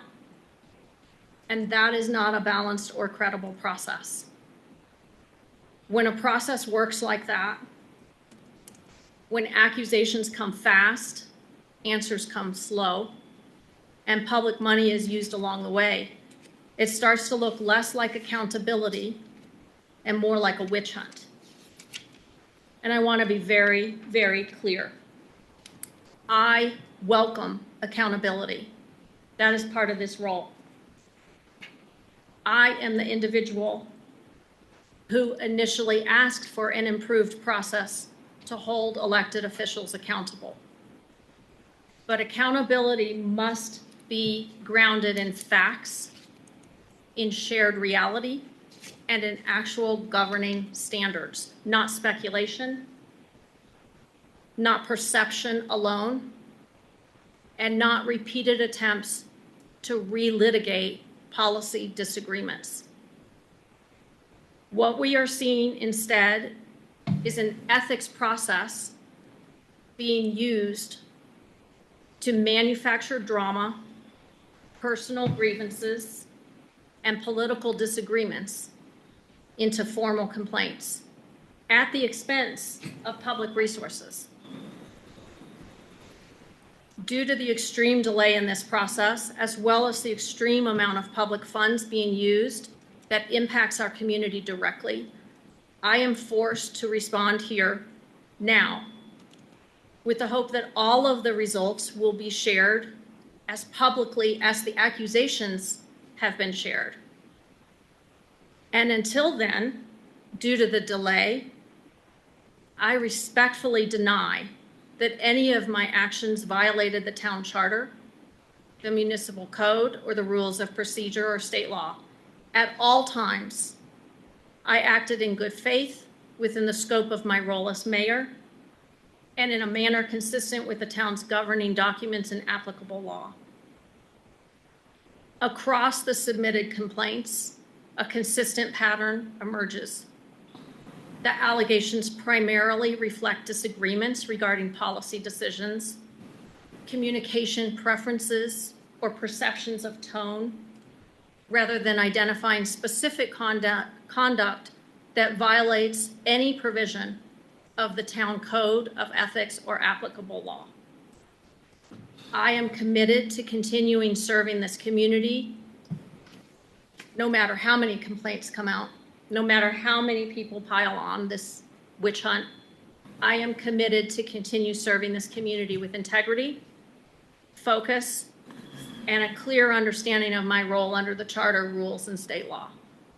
And my expectation is that we fix this process so that it reflects our community values, those being responsible use of taxpayer dollars, clear and timely outcomes, a balanced process, either public on both sides or private on both sides, and an application of the legal standard as it is actually written. Because this ethics process should not be about one person. It should not serve a political agenda. It's about whether we are governing based on facts and law or something else. So thank you for listening. With that, I will pass the table to our council reports. Do we have anything from our Mayor Pro Tem Algeen? I have a statement here. Okay. Once again, it's been quite an evening in Mountain View. A town of 500 souls located in the great Denver area, nestled against the majestic Rocky Mountains. I had to start there to remember why it is that I love this place. Because sometimes I don't. I had a serious conversation with a friend on Friday, and among other things, we talked about whether or not I should submit my resignation as a council member, because this job can be hard. It also can be rewarding. Right now, it feels hard. We are faced with a multitude of regular issues, from financial to zoning, from staffing to leadership. There are currently 8 complaints that have been lodged against the current administration. As Mayor Pro Tem, I take them seriously, and as the author of 3 of those complaints, I'm also taking an active position to try and make a difference and to take a stand regarding those matters that I believe are concerns to residents and businesses in the town. In addition, a council member has chosen to violate the council's adopted rules and procedures regarding binding together once a decision has been made, and has taken the serious steps to take legal action against the town. Because of dangerous condition in the town's infrastructure, I fell in 2024. The fall caused by an approximate 2-inch lip of asphalt at a handicap-accessible crosswalk and at the intersection of 43rd and Chase. The lip caused me to trip, and I've spent thousands of dollars dealing with my injuries. Unfortunately, the town chose not to reimburse my expenses, and I had to make the difficult choice to take legal action against the town. I understand what a grueling decision it is to seek legal guidance. I want to move forward. I believe we all want that. The question is, how do we do this? My guess is that each one of us has individual items that we would like to see done. Some of mine include, I'd like to see financial information in the packet consistently, including monthly check registers and monthly finances prepared by our accountant. I'd like to see town finance dashboard on our website. I'd like the purchasing policy completed, including bonding requirements for the people and the positions who are authorized to make big expenditure decisions for the town. I'd like the council to start tracking and reporting completed projects. And I want residents and businesses to continue to hold us accountable. At this point, I don't see the 7 of us truly working as a team. Our differences of opinion and animosity are too vast. And because of this vast difference, I can't resign. I am razor focused on serving the town, and you know me well enough by now to know how I work. You will only be getting more. Thank you. Thank you. Councilmember Bailey? I also have a little statement I'd like to read. Just want to clarify a few points that were raised in a recent correspondence using the official certified Jefferson County election data provided by the clerk. The election had 241 total ballots with 229 voters participating in the mayor race, meaning 12 voters did not actually vote for mayor. In the council race, voters could cast up to 3 votes, resulting in 642 total votes cast. Because this is a multi-vote system, dividing it by 3 does not produce the number of voters or a valid measure of support. The mayor received about 54% of the votes, not 60%, which reflects a different calculation, not rounding. And, these are separately elected roles, and council members are expected to exercise independent judgment on behalf of their community. Thank you. Councilmember Davis, do you have anything that you would like to share for your reporting time?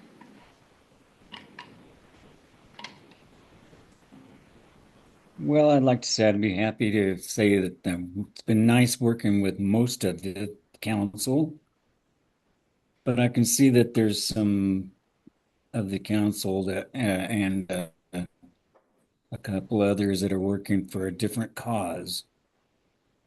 Rather than saying we're all in the same team working together, we're not. Most of us are, but some of us aren't. And it'd be sad if we keep on going the way we are and can't get it together. Thank you. Thank you very much. Councilmember Debner? Well, I don't have a statement. Be nice to, I could probably work on that, but I like to keep it real.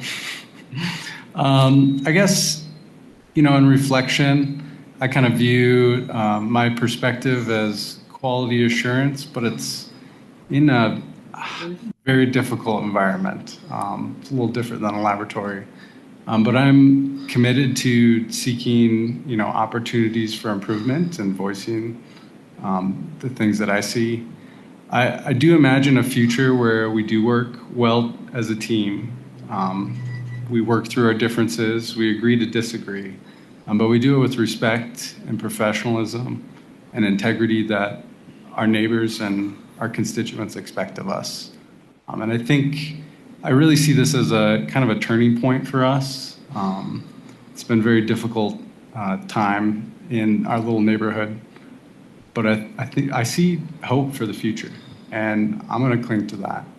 And I look forward to continued discussions, more conversation, more disagreements, but all of that is for the benefit of the common good and our constituents here. So that's all I have to say. Thank you. Councilmember Lasher? I'm good, thank you. Councilmember Randolph? So I didn't write out a statement, but this has been floating in my mind for weeks, and I'm not always good at speaking, but I've been coming to meetings for a couple years, and I can remember the first time after a bunch of us walked in and a council person said, "Oh God, what are they doing here?" And ever since that day, there has been a lot of anger at this table. And then the recall came, and then the election came. And it's like people cannot seem to get beyond the anger and let people in their positions, new council people, join in and try to make the town better. I mean, I watched Wheat Ridge Town Hall last night for April 13th. I tell you what a difference. They're happy, they have fun, they don't read big statements about public comments. They say your name. If you have 3 minutes, if you go a little bit beyond, that's okay. Finish your statement. We want to hear what you say. If 4 people came up and talked about the car wash, then the mayor pro tem said, "Excuse me, I want to respond to them and let them know where we're standing." It was just so much more happy and resident-oriented. And I guess that's one of the reasons I ran, was because I was just tired of seeing the anger up here. And I don't like anger. I don't think it's healthy. I think we should do what's good for the residents of the town. And I know I'm new, and I ask a lot of questions, and people frown at me, but just bear with me, because I'm a very bright, intelligent woman, and I want to help this town. And I appreciate working with each and every one of you. So that's all I have to say. Appreciate that. We are moving straight through item number 20, which we did previously, item number 21, which we also did previously, on to item number 22. There being no further business to come before this board, we are hereby adjourned at 10:14 p.m. Wow.